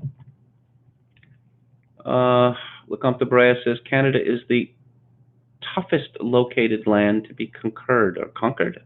I don't know. I don't know what that means. We're talking about China invading Russia again. Okay. Oh, cheap and unethical. Right. Jonathan Paul says Lysenkoism seems much more minor than the other elements of Stalinism in the USSR. The main destruction of agriculture was collectivization. But Lysenkoism points to our scientific future, that the government will decide what the proper science is, that it will have its own favorite experts, and those who do not agree with our Western Lysenkos will find themselves broken. Perhaps not, arrested yet, but that might be coming because, COVID-19 denialism is akin to murder. Is it not? The book we're talking about today is a book from this year, and it is called Apropos of Nothing, and it is by Woody Allen. And it's a memoir of his life. He's 84 years old now. I want to talk about the extraordinary events that preceded the publication of this book.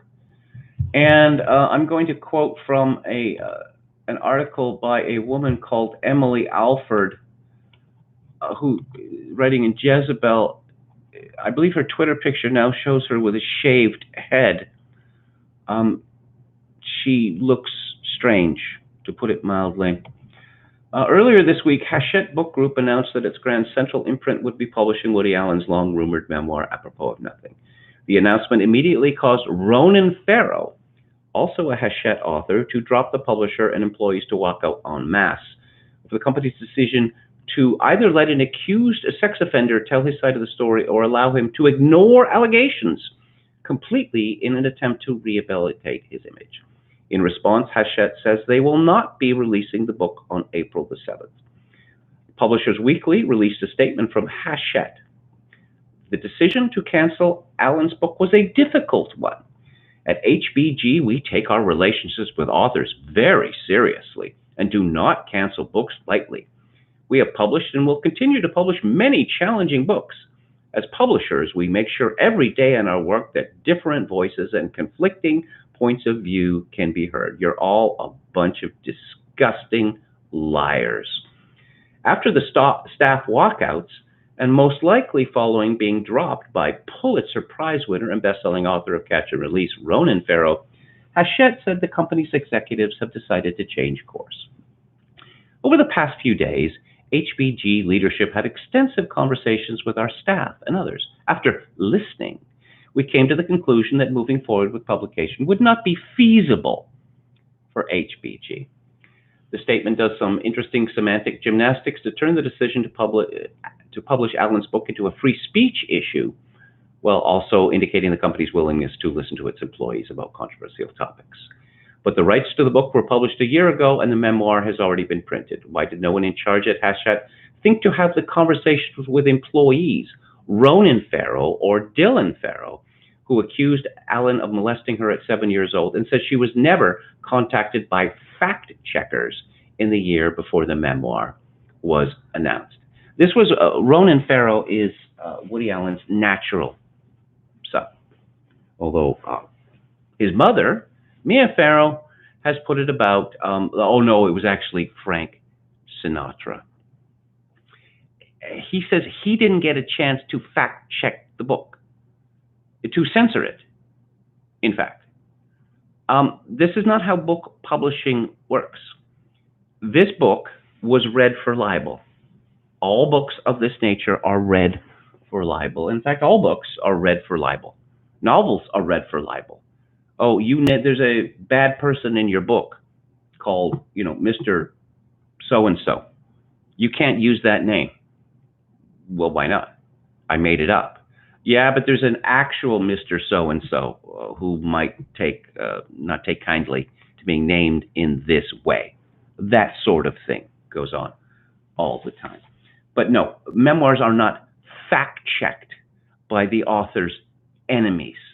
This is absolutely outrageous.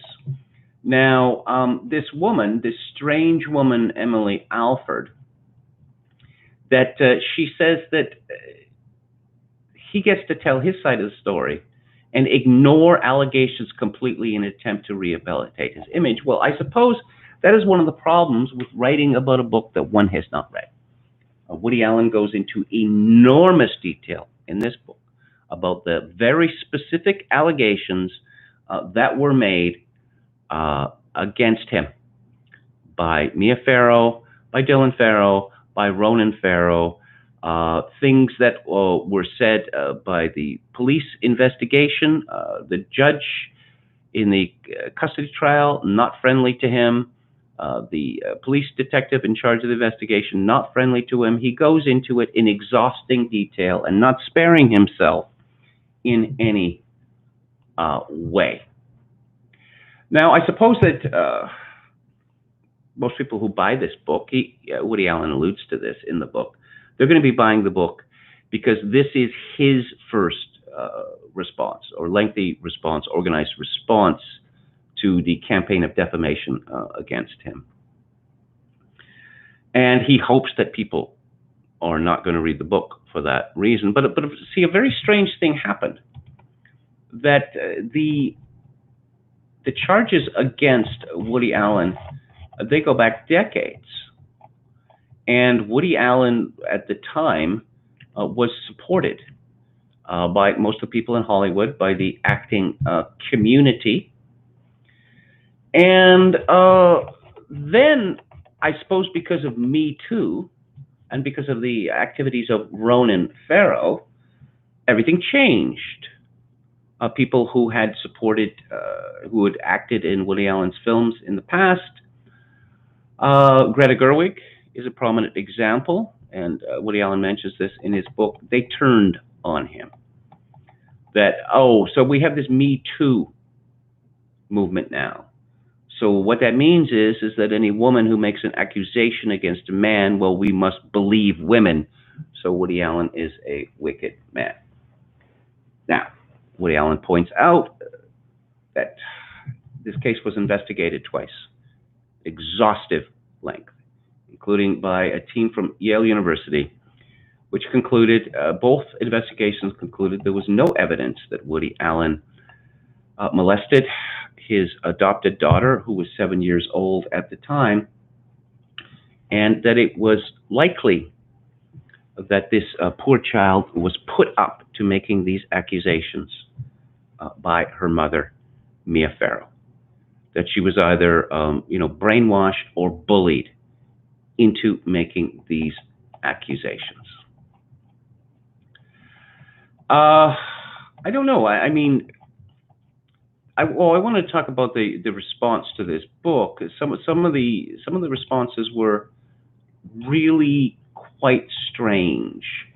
I suppose the idea that Woody Allen would dare to defend himself, again, investigated many times, essentially found not guilty.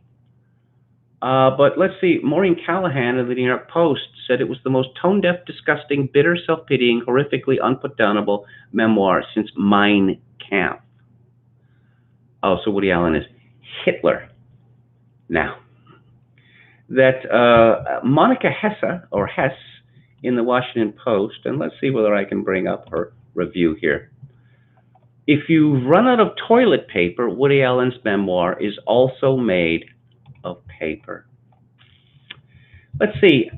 She's an ugly woman, okay? One of the criticisms of his book, including by simping men, is that if Woody Allen had known or worked with a good-looking, beautiful woman, he mentions this. And apparently that's a bad thing to do. Well, anyone who's ever had any association with actual women know that the ones that are not insane are greatly pleased by positive comments on their appearance. Anyway, Monica Hess writes, in the middle of this, the unified string theory of all craptastic news cycles. What just a horrifying sentence. It's just, I suppose she considers this to be fancy writing. The unified string theory of all craptastic news cycles. A 48-hour span when the U.S. COVID cases topped 50,000 and the Olympics were canceled, and we're wondering whether asymptomatic strangers might accidentally kill us in the grocery store. Perhaps Monica Hess is terrified at this possibility. I don't think very many Americans are. In the middle of all that, Woody Allen has released a terrible book. Some employees at Hachette, the original publisher of this terrible book, had an early inkling that it was a giant piece of belly button lint. That is why earlier this month they scheduled a mass walkout in protest of its publication. The top brass listened and pulled the plug, and then Allen went to a different imprint, Arcade, and Arcade said, yes, give us the lint. Thusly, beginning Monday night, readers around the country who could no longer go to their COVID-closed bookstores could instead go to their Kindles, press download now, and then say, my God, for 3.5 hours, I forgot we were in the middle of a global pandemic. Existential panic will be overshadowed by bafflement. Is there any chance you'd like this preposterous memoir? The original controversy over the book's publication had to do with Dylan Farrow's longstanding accusation that Allen, her adopted father, had molested her in 1992. We stand in solidarity with Dylan Farrow and survivors of sexual assault, read the out-of-office messages of Hachette employees participating in the walkout. It's never been determined that Dylan Farrow was a survivor of sexual assault. And if you read Woody Allen's book, you will find out that her mother coached her, filmed her again and again and again and again and again to say the right things on camera. And this was witnessed. This was witnessed by another one of the adopted children named Moses, who has accused, and you could read this in Woody Allen's book, her mother of terrible, terrible things, particularly neglect and physical abuse, severe physical abuse. Mia Farrow is a woman who decided that it would be a good idea to collect a whole bunch of children from Asia, many of whom with severe medical problems, and put them in an apartment in New York City. She sent back two of them because apparently they weren't up to snuff. One of them had spina bifida, and one of her natural children, Fletcher, didn't like this, so that child got returned. Soon-Yi Previn, that is her legal name, was adopted from Korea. She was living in a Catholic orphanage. The nuns had rescued her from the streets, where she was, literally wandering the streets, eating garbage and the like, sleeping wherever she could. And whatever else you want to think about Soon-Yi Previn, she is a very strong woman, and she has made it clear, not just in this book, but in a published essay, that she is in no way grateful for Mia Farrow rescuing her from Seoul, that she would have preferred to stay with the nuns, who she says were quite kind to her. And this woman, Monica Hess, actually takes issue with Woody Allen for having published this book now. That is to say, during the COVID-19 epidemic.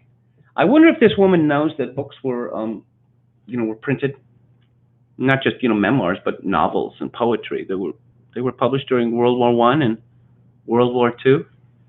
I mean, can you imagine that? She also takes issues with him. There's not enough black people in his films. I don't know. I suspect that Woody Allen doesn't have a lot of black people in his films because black people are not really much of a part of his life, except dead jazz musicians. Ronan Farrow was originally named Satchel, after Satchel Paige, the longtime star of the Negro League. It is beyond me. I understand how women come up with goofball names for their children, and God knows Mia Farrow did. She was constantly changing the names of her children, which I'm sure is very good for their stability, for their emotional stability. But so Woody Allen has two adopted children with Soon-Yi Previn. They are not married. I'll get to that in a minute. He named one of them Bechet, after the jazz man Sidney Bechet, and another one called Manzie, Manzie, after the jazz drummer Manzie Thompson. Woody Allen may not be guilty of sexual child abuse, but I consider lumbering children with names like that to be a different form of child abuse. Woody Allen is revealed by his book. He's an atheist, and an atheist of the most childish variety. Yep, apparently when he was a teenager or whatever, he decided the whole idea of God was stupid, and because if there was a God, he would have made a world that wasn't so messed up. That's the limit of his thinking on religion. And he has been married in the past. He was married twice when he was much younger. The second marriage was to the actress Louise Lasser. But he is not getting married to Soon-Yi, and Soon-Yi has decided that she does not want to have any natural children because guess what? Because it's such a messed up world that it would be, kind of a crime to bring children into it. And no, he's not getting married to Soon-Yi because what does a piece of paper, what does that mean anyway? And it's all really, really childish.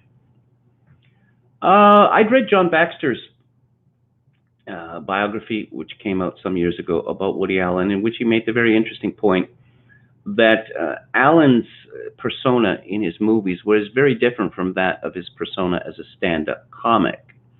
That in his early days as a stand-up, he was a hipster. He was a hipster who was popular with the ladies, and then he starts making movies, and he always plays the schlemiel. There is a curious thing about this book is there doesn't seem to be much. He hasn't really thought much about his movies or what they say or what he was trying to say, etc. He has nothing to say about the technique of movie making. And for someone who has made as many movies as Woody Allen, it just seems rather odd. He talks about cinematographers that he has worked with. He talks about firing Haskell Wexler, for instance. But in terms of any kind of style, he doesn't seem to be interested in style, really. And so if you learn a lot about Woody Allen reading this book, you don't learn very much about his films, except that the actors and actresses that he worked with were almost always wonderful, wonderful, wonderful. There's a word that's popular in England called lovey, that actors or people involved in the theater are called loveys because they're always going on about, how much they love each other, or they call each other love, This is a memoirs, they frequently fall down in the last few chapters, the last 20 years, say, and then I wrote, and then I wrote, and then I wrote, or, and then I directed, and then I directed, and then I directed. Woody Allen, this book really trades in self-deprecation, but it is so over the top that I can't regard it as anything other as humble bragging. Oh, I haven't accomplished anything, he writes. No? So all of the people who like your films are stupid? Is that what you're saying? Now, he mentions that he's never paid any attention to critics, but several of them are mentioned in the book. And, well, how about other directors? Well, he mentions a number of them and how much they liked his films. Now, I don't know, apparently he says that Ingmar Bergman liked his films very much, and that Francois Truffaut liked his films very much. Now, if Ingmar Bergman and Francois Truffaut liked my films very much, and he mentions other, Antonioni and a whole bunch of other names, well, then you might think that, you were at least, pretty good at it. He is constant, for someone who began as a gag writer, then became a staff writer on TV shows, became a stand-up comic. He's constantly deprecating the idea of comedy itself. People call me a genius, or I've been called a genius, but, I'm not in the Dostoevsky range, or, the Kafka range, or something like that, It is much easier to make people frown than it is to make them laugh. One would have thought that Woody Allen would understand this, but no, he's just a simple gag man, Also, he claims to be lazy. All the evidence is that he is not, in fact, lazy. Writing a movie and directing a movie once a year or close to it for decades, not lazy. No, not at all. Especially this involves, often traveling to foreign locations and, foreign countries and scouting locations and all of the things that a director does. And he's involved, heavily involved in the casting as well. So no, not lazy at all. He also claims to be not an interesting person and to have not led an interesting life. Well, I could list, dozens of names that Woody Allen drops in this book, and a large number of those names are very interesting people indeed. Here's a typical passage. I was pretty friendly with Pauline Kael, who was a lovely lady and fine writer and loyal to her friends, but she used to drive me crazy. I'd meet her sporadically for dinner at Trader Vic's, an exotic, very dimly lit restaurant. Breathless with energy as always, she'd pull out galleys of a review set to appear in the upcoming New Yorker and urge me to read it. Now, one of the things that I would criticize Woody Allen for in this book is that he seems to be a very terrible judge of character, particularly female character. That Louise Lasser, his second wife, was crazy, and that's not just him saying that. This is on the public record. And he didn't seem to notice for the longest time, or didn't seem to notice that Mia Farrow was obviously crazy. Do you sleep naked with your 11-year-old son? No, who would do that? You know? That Diane Keaton, he talks about how Diane Keaton used to eat an enormous amount of food. At a sitting, she'd eat a whole day's worth of food. Now, Diane Keaton was a thin woman. So where's all the food going? And years later, he says he reads in her memoir that for many years she was bulimic. There's other signs of a woman being bulimic, such as, the breath stinking, or, the mouth being filled with acid, which you wouldn't want to kiss someone in that situation. Or alternately, oh, did you just use mouthwash? Do you carry mouthwash with you? Because I can smell mouthwash on your breath. Or the fact that, this bulimia causes the teeth to rot. But no, apparently he never noticed anything like that. But this is insightful. I have run into people like this that, they're writers, and you got to read this. Oh, come on. Seriously? I have to read this? Or they will read it to you, the whole of it. No, you're not one of those people, are you? And Woody Allen continues, I could never see the print well enough to read in the candlelight, but she was so proud and so enthused. I squinted and squirmed, but it was always tough going. If I had seen the movie, I might very well have not agreed with her review. I told her I thought she had everything a great critic should have, an encyclopedic knowledge of movies, passion, great writing style, but not taste.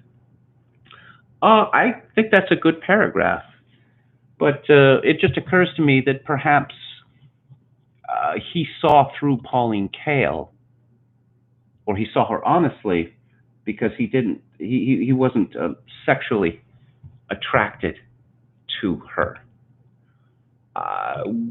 Woody Allen has had affairs with a great many good-looking women. He doesn't really hide it in the book, and he doesn't really boast about it. One of the critics who really disliked Woody Allen was John Simon. Now, John Simon is hated with a passion by many directors and playwrights. I used to read John Simon's reviews of Woody Allen's films in National Review, and they were absolutely brutal. But I was quite taken with this. I had never read him on the subject, but it didn't matter for a second. I liked him, and that's all that counted. Although we rarely saw each other, I went back a long way with John Simon, who said to me once when I gave him a warm hello, "You're very forgiving." The truth was, I always liked John, and while I assumed he meant he had panned me in reviews, I wouldn't have read them, and it never would have impeded my enjoying his company. For years, people used to say to me, "Oh, you must read what Vincent Canby said about your movie. He gets it all, and you'll love the review." But I never read him on my films. I knew from outside sources he was a fan, and I had nice correspondence with him, but it was not about my films. It was about Truffaut and Bergman and Buñuel and various masters. So on the one hand, it speaks well for Woody Allen that he's not going to hold it against a critic who said bad things about his film. But one also gets the impression that perhaps he doesn't really care all that much, because if you would put your heart and soul into a movie, and to have a critic basically say that, you're pretentious, your Bergman imitations are pathetic, which is the kind of thing that John Simon wrote, that this would have to hurt. I mean, even if you found out at secondhand that someone thought you were, a pretentious hack, that would hurt, wouldn't it? But I'm reminded that Joan Didion said that Annie Hall, it really should have been called Alvy Singer, that the movie is essentially about Woody Allen's character and not Diane Keaton's character. And I think that really gets to the heart of the problems with Woody Allen's films, is that I think he knows himself, or he thinks he knows himself, but I don't really know to what extent that he is interested in other people. Again and again, in this memoir, he writes about various actresses. Judy Davis, the Australian actress, who was a particular favorite of mine, that he doesn't seem to be interested in actors or actresses, on a personal level, that he rarely had anything to say to them on the set, or he didn't relish their company. Now, I mean, some directors take very much of an interest in this. Some directors don't. But again, directors they should hire actors and actresses based on, what they have, what they can do. I mean, if you're a director and you're if you're giving constant line readings, say, to an actor, well, then you've chosen the wrong person. But, actors, they often want, some sort of indication of what the director expects for them. Stanley Kubrick used to say, "I just want you to be yourself," which it doesn't sound like direction, but it actually is direction. That Annie Hall, the original title for Annie Hall was anhedonia, which refers to a psychological condition wherein one cannot experience pleasure. Now, the studio rightfully said, we're not putting out a movie called Anhedonia. And it's odd to me that he would have even come up with such a title. I mean, I don't know how important titles are, but you don't want a title which is simply going to send people away. But again and again in this memoir, Woody Allen is basically telling you, despite the rather fabulous life that he has led, starting in the 1950s, working with all of the greats as the so-called golden age of television, and the movies that he's worked with, other than the ones he's directed, all of the people he's known from show business and elsewhere, all of the places where he has gone and lived, places like New York and Barcelona and London and Venice, that no, he hasn't really, life is meaningless. Well, when people say that they believe that life is meaningless, I suppose if I were polite, I'd say, oh, well, yes, oh dear, If I was saying what I thought, I would say, then how do you get out of bed in the morning? No, it's a serious question. If you think that life is truly meaningless, how do you get out of bed in the morning? Why don't you just, it's well known that when people are diagnosed with cancer, you get the battlers, right? Of course, everyone is supposed to be a battler now. It always says after a 3-year battle with cancer. There's some people, they get a cancer diagnosis and they're dead within a month because it's like, okay, I give up, right? And people like Woody Allen, why do you make all these films? And all the other things you've done, all of the essays that you've written, all the other acting jobs you've done, et cetera, et cetera. If none of it, if you're not getting any pleasure and life has no meaning, then why do you do it? And I just sort of get the impression that, I don't know, this is just a pose, But the stuff on his childhood is pretty good, I think. He doesn't really, there's a tendency amongst, well, particularly Jewish comedians, to talk about how very miserable their childhoods were. He was pretty good at sports, at baseball in particular. I'll mention that. Yeah, imagine you got to bat against Don Drysdale. That'd be pretty thrilling, right? Or imagine, on the other team, celebrities versus sports stars. Yeah, that Willie Mays is at bat and he hits like a weak pop fly, and you're the second baseman, and you get to snag that to put out Willie Mays. That would be pretty thrilling. wouldn't it? But no, not to Woody Allen. I thought it was really funny and sort of indicative of a certain way of thinking that he rails against teachers that he had, that they were all terrible, and all of these horrible Irish women. And okay, you gonna name any of them? Well, the first person that he mentions is named Reed. That's a Scottish name. That's not an Irish name. And the second one is Fletcher. That's an English name. That's not an Irish name. And so I realized that for Woody Allen, Irish is sort of a stand-in or a placeholder for all white people who are not Jews.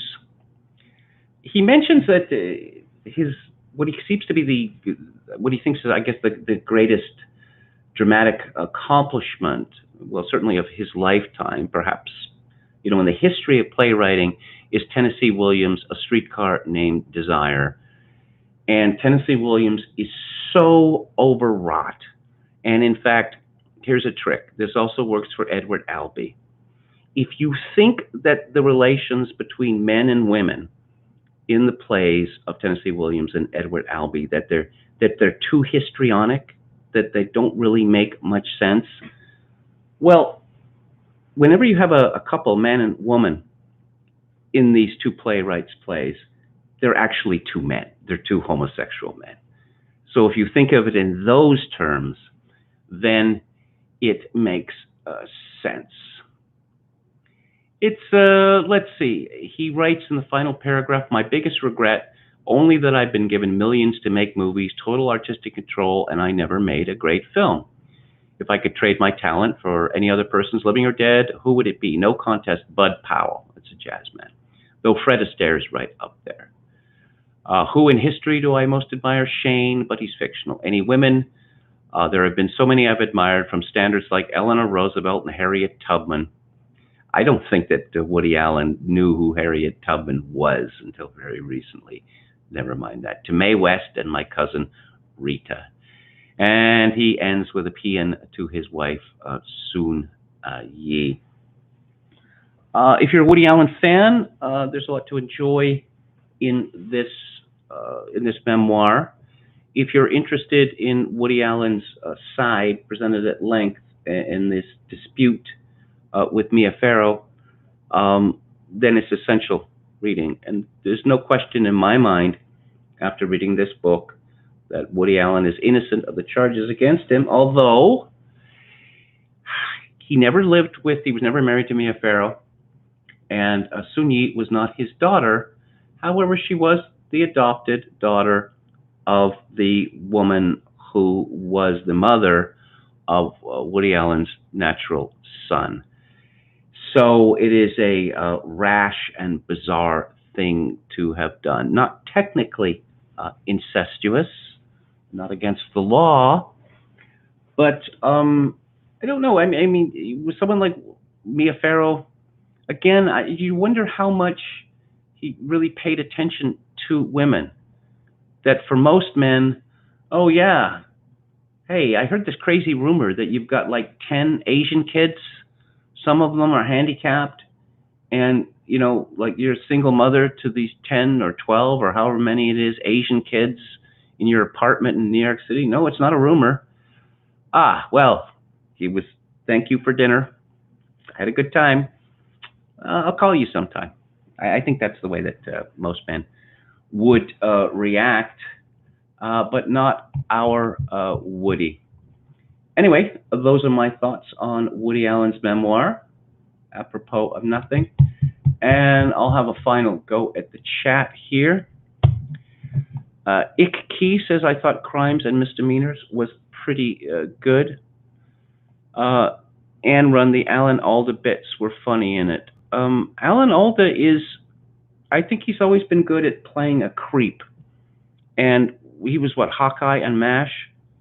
He was absolutely unbearable in that show, but of course he was supposed to be a hero. If you see him as the villain of the show, I think it works much better. MCT says, I used to work for an engineering firm and all of them smoked pipes. if KMG gets to 100 subscribers, we should buy him a pipe. I thought I had over 700 subscribers. That was my understanding. British American says life is to be endured so that we may well be well rid of it and see what else, hopefully something better, is waiting on the other side. Oliver Eternus says, my old grandfather is 98 and still smoking away. I'm always pleased to hear that. Enron says, pipe smoke is very nice. People have asked me about this before, and I do enjoy the smell of pipe smoke, but I like the cigarette because when it's done, I throw it away. I don't smoke filtered cigarettes. In fact, you know, all the cigarettes that you buy now have filters on them. I just snap them off because you can't smoke the filter. So, you know, I'm not keeping the ash. I'm not keeping the detritus. And just the thought of having that stuff in the bowl and in the stem itself, I just don't like that idea. The Comte de Brea says, life is meaningless only when I am out in cigars. Enron says, Christopher Walken is very funny in Annie Hall. Christopher Walken is very funny in all manner of things. I can recommend a film by Paul Mazursky, who Woody Allen worked with, Scenes from a Mall. Nobody likes that movie. But next stop, Greenwich Village. Christopher Walken plays a rather pathological seducer. It's set among archetypes in New York City in the 1950s, and it is really quite good. John Simon wrote that Barbra Streisand looked like a cross between an aardvark and an albino rat. He had a very good line about, well, her nose. John Simon was, oh, why are you bringing up what people look like? Because people care what other people look like, particularly when they're on the movie screen. It's not like you know these people when they're on the movie screen. You're seeing, you know, a picture of them, a 2D picture of them. So, of course, looks are very important. Anyway, that's my show. That's the end of the week. It's May 1st. I'll be back on May the 4th at 4 p.m. Pacific Time, 7 p.m. Eastern Time. Thank you all for watching and or listening. If you enjoyed the show or any part of it, I'd appreciate it if you press the like button and subscribe to my channel if you haven't already. If you'd like to support the show, my PayPal address is kevin_grace@hotmail.com, and I will leave you with my traditional benediction and farewell, which is, in these days of total atomization, I hope that you all manage to find some genuine human contact. Good night.